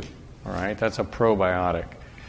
If you want to change the bacteria that are actually in your gut, you need a prebiotic, right? So think of probiotics as like seeding a garden, and prebiotics are like fertilizer. So when you put the right fertilizer in, you can actually change, right? And you don't get these certain weeds and other things will start to grow. So the prebiotics are fibrous foods and resistant starches. So fibrous foods come from vegetables. Resistant starches come from starches that undergo a conformational change and become resistant. So if you take a potato, bake it, put it in the refrigerator overnight, the starch that you would have got from a hot potato has now become a resistant starch. If you eat it, you get fewer calories, and it actually is feeding your gut biome. Down in Texas, we get a lot of jicama. I don't know if you get much jicama up here. It's a Mexican vegetable. It's very tasty. It's kind of white, crisp. It's nice. But one of the best prebiotics you can eat, right? So you can also get prebiotics in a canister or in a pill. But getting a good mix of pre and the right probiotics, the probiotics should be basically rotated every 3 months, is a good way to go. Yeah, because the prebiotic sets the environment with which the probiotics can work. So you want to have a great environment for it as well. That's a great question. So we have one of a phenomenal, one of the world's experts in when it comes to, I'm going to call it healthgevity here, and that's Jeff Gladden. So what I want to do here is, I know some of you are going to probably take off. We've had a bunch of great questions. We have some probably people who want to ask a question that maybe they didn't want to ask in front of everybody. But what's important about this is, if you haven't asked a question that is super center important to you, let us know. Raise your hand now. You have a massive opportunity at this point here. Let me ask a question so far. Has anybody found this valuable? Okay, good. So for what we bring to you, when I say that health doesn't just stop at money, we care about you in a deeper way. Do you see what I'm talking about? What Jeff has here is a foundational piece. He's an expert in an area of which I'm just very interested in, but I get to borrow his expertise. Like you use our expertise for financial planning and retirement. We're using his. He is a phenomenal expert in this. So when we follow him, I'm not telling you have to do this, but I want to expose him and let you make your choice. So you can have this conversation, because I would love to have you have wonderful health and have healthgevity, and on our last day be a vital 100-year-old, or suffering the throes of a lover at 102, or this incredible tennis defeat at 105. You're suffering that day, right? Those are the kind of things that I want to see. And there's no better way than to start with a decision, a conversation like this, an introduction. And we'll probably bring Jeff back in different forms, maybe via the screen, since Dallas maybe is a little warmer than this one. We'll maybe beam him in, if you will. I may want to escape the heat. May want to escape the heat and head down to Dallas for a program, too. We can all hop on a plane. But are there any other questions? Any last questions? No? What I want to do here, if I may, let's all give Jeff a phenomenal hand, please. Thanks. Dr. Gladden, thank you. Yeah, okay. Thank you. So we're going to send out some ways to keep in touch with him. The Living Beyond 120 program. You might actually find somebody standing in this room up front in this general area on the program, too. One time. But the key is, if we're going to live 20 more years, what happens to your money? It's a fundamental, basic understanding for today. Now, let me give you this. You've heard this stat, right? What percent of 65-year-olds to have ever inhabited the earth are alive right now? 66%. 66% of all 65-year-olds to have ever inhabited the earth are alive right now. This is different. This is changing. This isn't your parents' retirement. It's not a sick retirement. So we want to look at this as a very healthy, vibrant time with the most wisdom you've ever had, the most experience you've ever had. You get to share that with as many people. You get to contribute to the community in the way that you'd like to. Friends, family, in a vibrant way. Rather than be, and everybody knew this curmudgeon person on their block, when you went by their house and knocked on their door as a kid, you ran. Woo! That person was mean. Maybe they just had a bad biome. Now you can come up with a different excuse. So what I would like to do is, we have this, this is a fundamental piece, and this has helped us bring people like Jeff in. What are you guys looking for? What would you like to hear about? Obviously, finances is one. But as you go through, rate your overall experience, please. What topics would you like to hear more about? What would you find interesting from today's forum? More importantly, the fifth one, just before we ask you if you want to introduce somebody to it, I want you to write down right now, before I let you go, before I say thank you and we thank everybody, I want to go to the fifth one that says, what actions will you commit to taking after hearing today's forum? So I want to take 60 seconds or a minute right now to be quiet, and I want you to write down what step, what action will you commit to. It can be as simple as looking at something, making a commitment to eat nutrient-dense foods. It can be to exercise every day. It can be to look up Jeff on Living Beyond 120. It can be looking at Apex. There's a lot. But what one step are you going to commit to today? This is extremely powerful. When you write it down, it happens. If I let you walk out of here without it, you got 152 things that are going to ratchet today as soon as you get out of here. The 124 text messages, the fact that you have to pee so bad you wanted to leave 15 minutes ago. Those are all pushing you right out the door. I get it, okay? But I want to make sure that we go through this piece real quick, commit to a couple of items. And then if you'd like, you can let us know. We can send to you, and I think I'll get Ashley or our team to commit to some of this, to send these to you as a commitment and maybe send you a reminder 30 days later. The biggest thing for me is accountability. How many people do you have? How many people are you accountable to? Is there many? No? Would it not be helpful to have somebody just go, hey, how are you doing on that? Not tell you have to, because then you don't want to do it, right? Just say, hey, how's it going with this? So again, you might find accountability partners in here as well, but I just wanted to go through that one piece. Now, what Ashley has over here at the side is we have this, remember Jeff talked about oxidative stress and reducing it. We have molecular hydrogen here as well. So for anybody who wants, you can drop it in a water bottle, drop it in a glass of water. It gives you a boost similar, I would say, to caffeine is the way I have felt it when I'd worked out. But that's not what it's doing, Jeff, right? What is it doing? Are you taking your mic off? Oh, here. Yeah, I mean, what it's really doing is clearing out oxidative stress. So, why do you get tired, right? You get tired because your cells are basically busy and they're making ATP and they're creating oxidative stress, and then the cell is basically signaling the brain, hey, enough is enough, and the brain sort of shuts down activity. So we see this in athletes. We've been able to take an Ironman and using molecular hydrogen take 3 hours off their personal record, right? Because they feel like they're pulling out the old battery and putting in a new one when they drink it, because they're basically suddenly neutralizing all that oxidative stress. So if you're going to work out, we do it pre-workout, drink one, and then at 2 o'clock in the afternoon when your brain's feeling a little bit tired or fried if you're working on stuff, drink another one. 15, 20 minutes later, you'll feel like you just woke up. It's not caffeine. It's basically just sort of resetting your brain back to, and your body back to a more rested state, if you will, right? An unstrained or unstressed sort of state. So you're not going to get a buzz. You're not going to get a high. You're not going to get, and it'll be subtle, and you'll just sort of be like, oh, yeah, I feel really good. I feel really good now. So it's that kind of thing. Molecular hydrogen. Yeah, we've got a sample over here, and we're going to send to you an email. But one last thing. It has to be used in a glass or a metal container, not a plastic bottle, because the hydrogen gas that comes off the tablet will escape out through the plastic. It can't contain it. So it's a very small molecule. So anyway, use it in a glass or a metal container. Yeah, absolutely. Thank you, Jeff. So again, we'll give you some of that over here. It's relatively it's available. It's out there. There's not a lot of providers of great H2, but here's one sample of who that is, and we can go through that. Last thing I'll probably do before we go as well. Has everybody written something down? Good. Okay, I'll pass that. Is we had a milestone recently, and within our group we have these milestones. I won't share what they are. We get some fantastic ones, but I like to read something that we wrote about it. Today we share a milestone. One hopes that it's one of many that we share together as we grow and enjoy life. Milestones and accomplishment are to be celebrated and to be enjoyed for the time.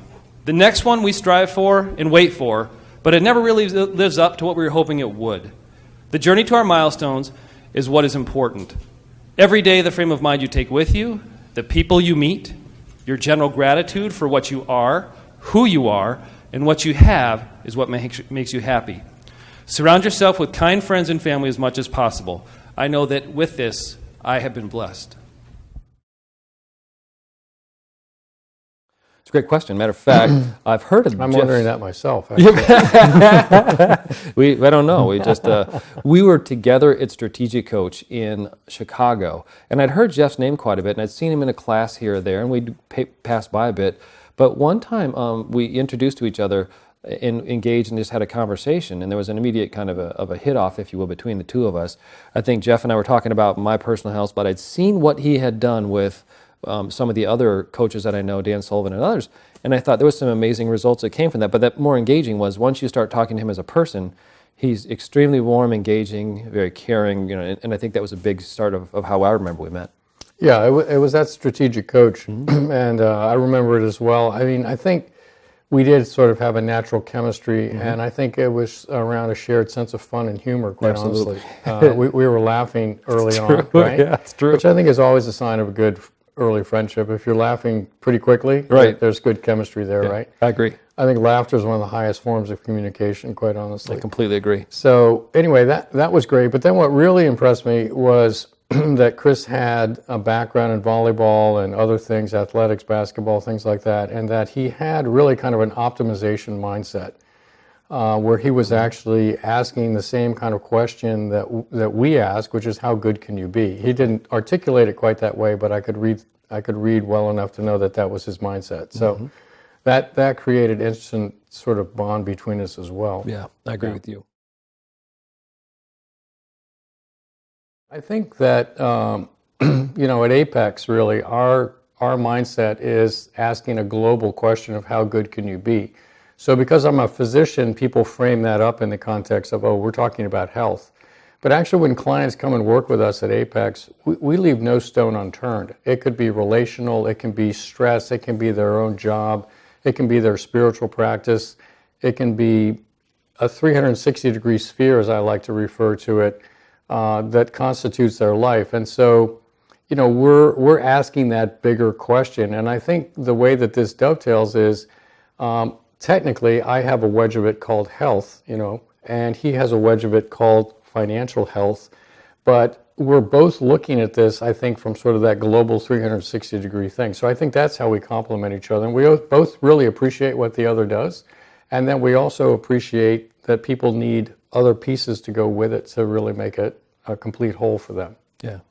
And I think one of the ways that I think we complement each other well is even in learning. So what I'll notice sometimes is I'll read a book about something and I'll maybe send something or text to Jeff or something to him, and he'll look at it and say, well, in this case, you got to look at this, this, and this. And it's like, oh, that's fantastic. Or he'll come up with an idea in finance. Well, what about this, this, and this? And if it's a misconception, we're willing to share it, but we're open to the idea that each one's an expert in our field. We're not coming in, as a lot of people do when they're on top of their field, they come in and they're right on everything. So this degree in whatever became a degree in omniscience. That's not really anything that goes between us. It's we know what we know, and we're also open to say there are no answers that are perfect here, but we're going to figure out the best, robust, smart solution for any scenario. And I think that's really also a thread that kind of sews us together as well. Gentian Care is really the basis for what we do. It's a contribution to the benefit of our clients, and that's a fundamental difference from the way that most people approach, especially finance. Also, many people get stuck in finance and just selling things, selling investments. And that's not really what we're doing. We're looking to say, what is the whole picture here? What are the goals? How can we affect those? Is there things that we can help raise up that aren't even in our normal financial bailiwick, like bringing in Dr. Gladden in some of the longevity sessions, the health sessions, some different tips that we bring out there as well. The Gentian Care is really embodied by the wholeness of a person, and that money is fantastic, but it is simply a resource. Your true wealth often lies outside of money. Yeah, the process that we take with an older client to get them to a place of success is really the same process that we take with anyone at any age. And it's really, quite honestly, the way we start is we start with the client. We don't have a program. We basically start with the client, and we want to understand what their aspirations are, what hurdles they see out there for themselves, what kind of landmines they feel like they might need to navigate based on their family history or things that they've experienced themselves or old injuries that are nagging them. And it's only then that we actually at Apex put together a plan for them. And we work with people a year at a time so we can actually partner with them for transformation. So we'll basically build that plan out based on their aspirations, etc. And then we help them to implement the plan. So we've done this with people, probably the oldest people that we're working with are in their 70s, but we've been able to dramatically change their body compositions, their aerobic capacities, their cardiovascular health, their brain function. We've been able to wean them off things like Adderall and things like that and get their brains working quite razor sharp. They have more spring in their step, they have more energy, they sleep better, they feel better, and most importantly, they've disidentified. Most importantly, they've disidentified with the age of 74 or 75, whatever it is. They no longer connect themselves with their chronology. I think when you talk to older people, a lot of them will be 85, and they'll say, you know what, inside I still really feel quite a bit younger than this. But what we're able to do is to have them disidentify with the 75 identify with a younger physiologic age and then actually get to that physiologic age. So that's incredibly exciting for them, right? Because now all of a sudden they are literally younger than they were when they joined us. They're functioning in a better way, and that just lights us up. I mean, we love to see people do well. I mean, I'm sure the same is true for you. You'd love to see your clients do well. Absolutely. So it's a huge win for us when we get a chance to work with someone like that. Yeah, I agree. A lot of times the thread that Jeff's talking about too for us in our practices is exactly what he said. It's planning. It's getting to know somebody deeply first, though, because you can't really do a plan or anything until you get to know who they are, what they're looking for. So more of the thread I think that makes us very similar is our approach is very similar to how we look at it as well. We want to know most everything, and people share everything with us, then and only then put together a plan and put together something that works for them. But what we love is seeing 25 years later, our clients sitting in the audience with us saying things such as, what would I have done without you? I never could have done this. I mean, there's statements they'll make to you to just make it all worthwhile and gratifying. And even the ones that don't say it, I can see their kids, they're going to college. I see different things that are occurring, and you know where you're some small part of, even helping them realize it. That's the facilitation that really makes it all the world's benefit to me. And I think it's seeing it in the progress of somebody's health or wealth, or seeing them in their mindset change, seeing them become more tolerant.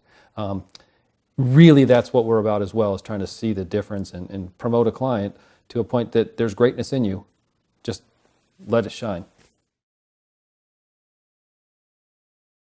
The first is that I have picked a much younger age than my chronological age. And I have to tell you that really changes everything. So I just had my 65th birthday, but I celebrated my 35th birthday, actually.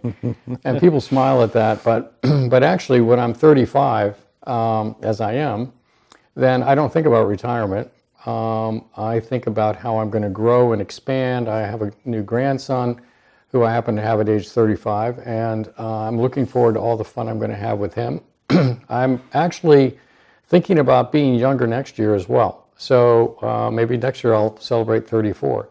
The point being that it creates a whole new array of possibilities for me relationally, from a standpoint of business and with my family, with my kids, things that we think about, things that we plan.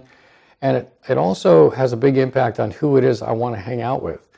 I have a lot of friends that are my chronological age, but because there's now, unfortunately, a disparity in the kinds of things we can do, I find myself visiting them or speaking on the phone with them. But if I want to actually go have fun, I have to do it with younger people. And so I'm constantly looking for fun young people to go do things with, whether it's, race cars around a racetrack down in Austin, or play music, or go heli snowboarding, or, the things I love to do, go to the ocean, whatever.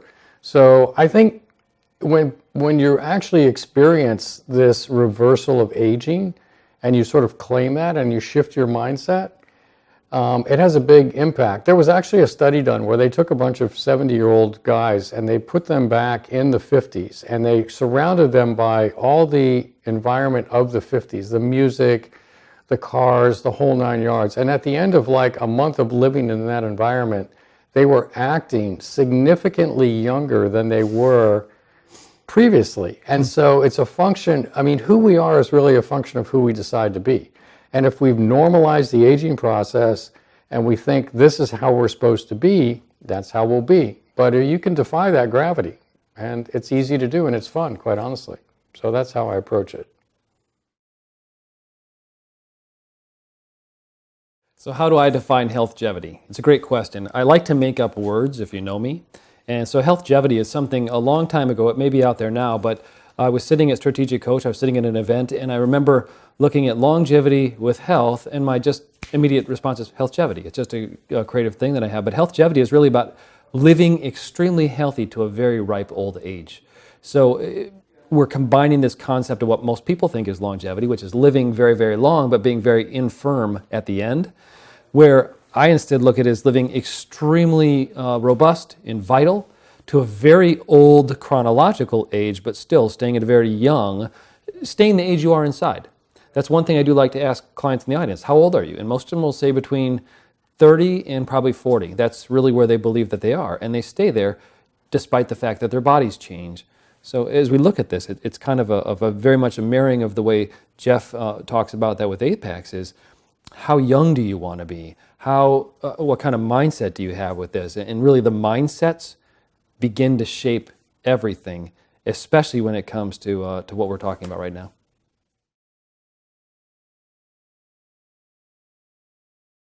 When it comes to how do you turn something into a habit or into a ritual, and it's something that Jeff long ago taught us, which is make it easy to do. So every day commit to getting up and doing one push-up. You're not going to just do one push-up. You're going to do your push-ups right away. Go to sleep or go to bed in your clothes you're going to go run in, and put your shoes just outside the bed. So when you put your feet on the ground, they're in the shoes, you're off and running. It's something to get you in that habit and ritual where it's just a ritual. Every morning before I say work, I burn 1,000 calories, whatever it becomes. But I think that's important because it takes it away from the first thing I should do is I'm going to go over by the computer, I'm going to go grab some coffee, I'm going to go do something. It puts it right in your focus. And the environment with which you are in is of ultimate importance. Having some habit that has turned into a ritual becomes extremely important in guiding you to get done the things you need to get done without the rest of the day taking your focus to wherever it wants you to go. Because the one thing I know is if you decide, you'll do something. But if you don't decide, the world will decide what happens to you that day. Yeah, and I think to that point too, you want to take the decision out of it, right? So when you have the sneakers next to the bed, you've already decided. It's not a question of getting up and then I'm going to decide whether to put them on. You've already decided. So if you've already made the commitment, it's so much easier than having to decide every morning, is today the day I'm going to exercise, right? So if it's already a decision you've already made, it's done. And the habit then becomes a ritual when it actually becomes part of who you are. You identify, this is who I am now. It's not just something I do, but it's actually who I am. I'm an exerciser. And that's when it's become a ritual for you. Now you identify with it as who you are. You put the sneakers on and it's a joyous experience to go be your real self, if you will. So that's the beauty of it. So now I have a question I'll ask Dr. Gladden. So Jeff, let me ask a question. So retirement for most people, you're at retirement age. The average person retires 64, 65 because they've worked hard, they've worked a very long time, they've dedicated their career, and darn it, they're ready to get out of school, if you will. But now with your new mindset, how does retirement change? How do you approach it now? You know, I actually retired already from interventional cardiology, right? So for me, it was a career shift, if you will. And I think for a lot of people, they will go through career shifts. It may happen at age 65 or whatever else. But if you're really passionate about things and you really want to continue to make a contribution and be vital, and if you're actually growing yourself, you know, still learning, eager to learn, I'm a lifelong student, then why would I just go sit on the beach? I mean, why would I want to do that? It seems like I'm just unplugging from everything that I'm really passionate about. So I think if people can frame it up as, yeah, maybe you're done with a particular career, but maybe you transition into the next phase. Maybe you transition into the next career. And I think entrepreneurs are good examples of that, right? They build a company, they sell a company, they want to start two more. This is a mindset that keeps them young, invigorated. And I think staying engaged like that is really key when it comes to keeping yourself young and invigorated. Now, Jeff, there's a couple more questions I have. In the view of most people's retirement today, do you ever think you'll retire? Do I ever think I'll retire? Yeah. I don't see why. Why would I retire? I think I just want to continue to do the thing that I love. And I think as I go forward, I will probably refine that more and more and more. And the things that I need to peel off for other people to do, I'll do that. But if I can get up excited every day like I am now, that's how I want to live my life. Not get up and live my life like, oh, I really have nothing to do today. What a great day this is. I want to get up being excited every day about the things that I am going to engage in. And maybe it's just recreational. Maybe it is going body surfing or snowboarding or whatever else. But I want to wake up with that excitement. I think that's what I'm really looking for. Yeah, that's awesome. A lot of times today when we find retirement, the shift of retirement, retirement's a horrible word. It's actually a word that means to go away. It's really career shifts that are happening. And the shift is at the height of all your wisdom, your personal experience, your knowledge, you just decide to walk away from everything that you had. We think it's a massive kind of a pull away from the world where you could actually contribute everything that you have in a different way that's maybe more palatable, that doesn't follow on a shift, or you don't have bosses standing over you, can contribute in some way.